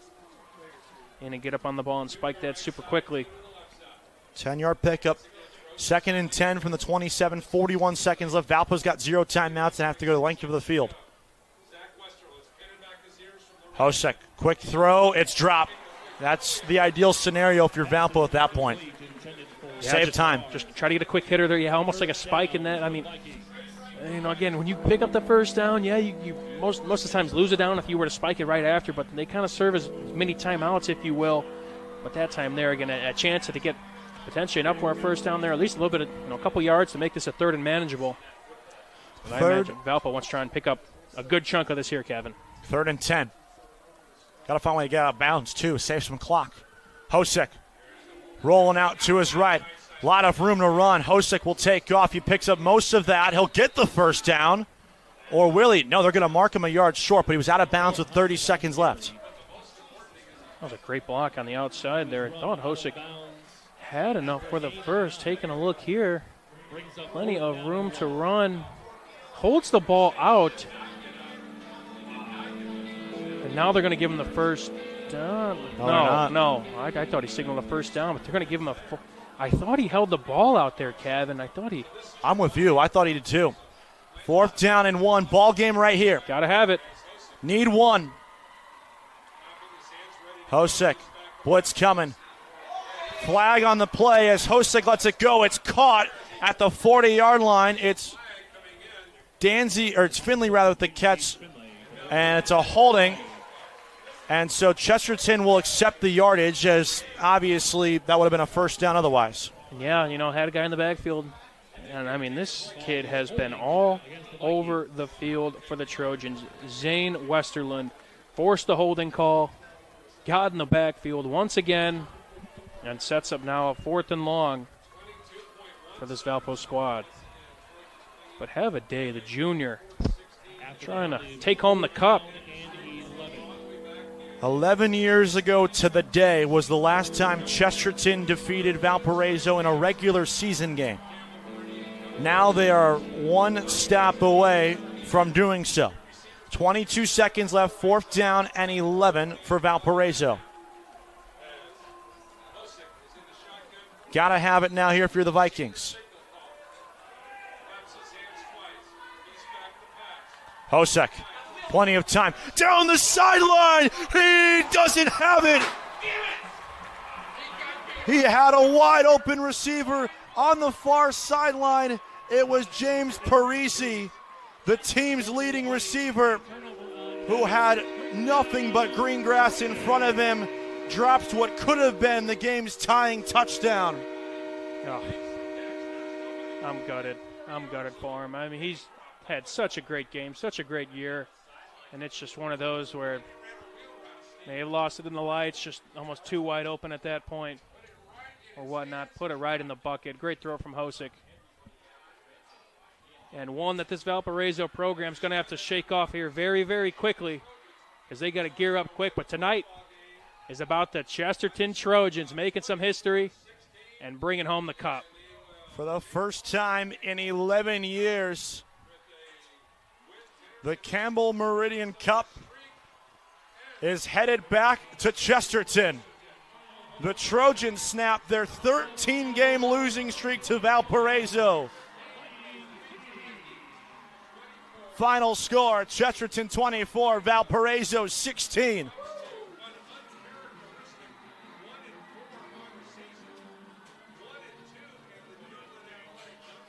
What a game. It came down to the wire like we thought it would. It had it all, really. It did. And we'll talk about it in the post game. There's some spots to clean up, I'd say, all around. But it was quite the game. Went down to the photo finish. It was something we probably expected between these two squads.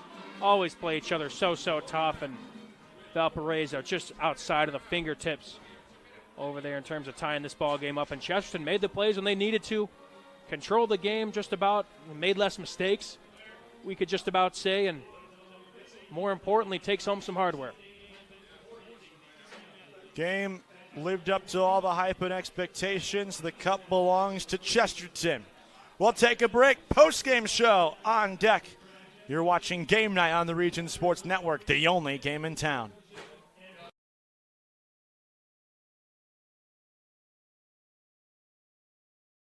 Floats into the Wolves sideline, out of play.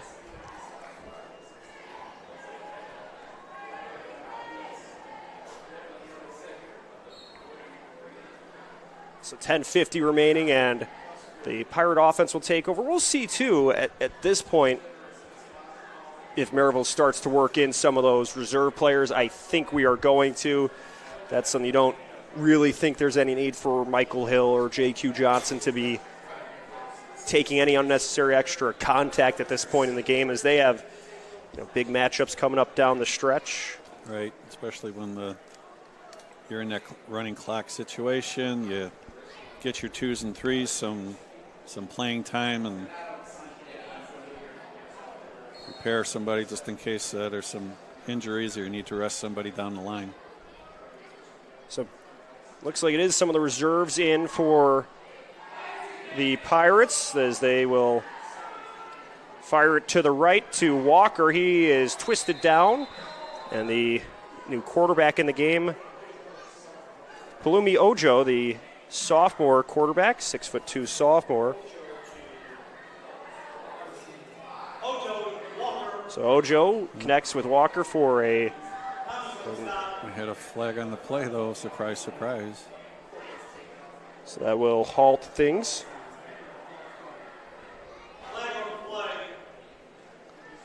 So that will send the Pirates back 5 yards, and taking a look at some of the reserve players in. Ojo in at quarterback. We see looks like Bowles out at receiver, Walker at receiver as well. A running back, Keenan Skinner.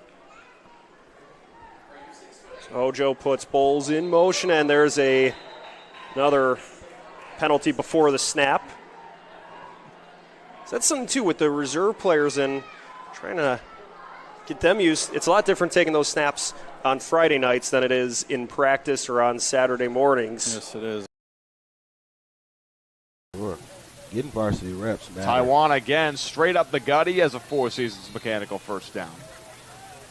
Minute 28. With the way Taiwan's running, I think he wants that touchdown. Yeah. Senior. Behind a couple. Yeah. Let me taste the end zone, Coach. Let me get in there. Come on, Coach. 1st and 10 from the 11.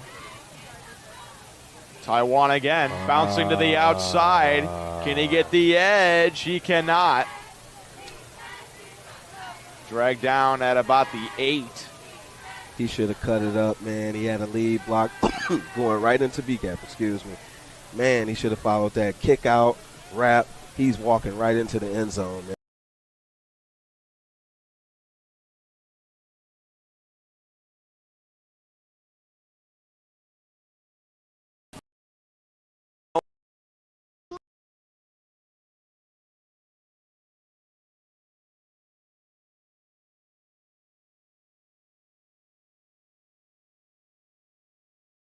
Certificates and bonds are a snap. Priced reliable service with a quality and comfort guarantee. The professionals at Four Seasons Mechanical offer a wide range of services in heating, ventilation, and air conditioning. Whether it's residential or commercial, Four Seasons Mechanical is there 24/7. Find out more. Line.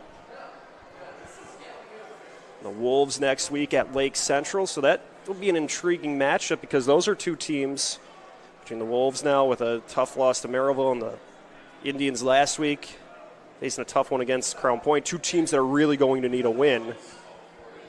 As the handoff to Brown, he tries to lead forward, but is stopped behind the line of scrimmage at the 40.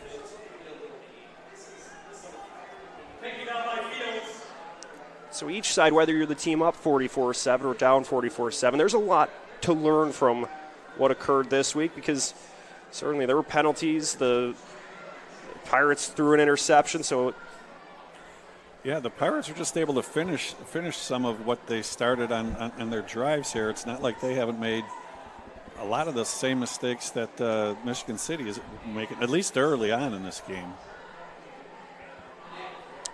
2nd and 11, Ojo and Brown in the backfield.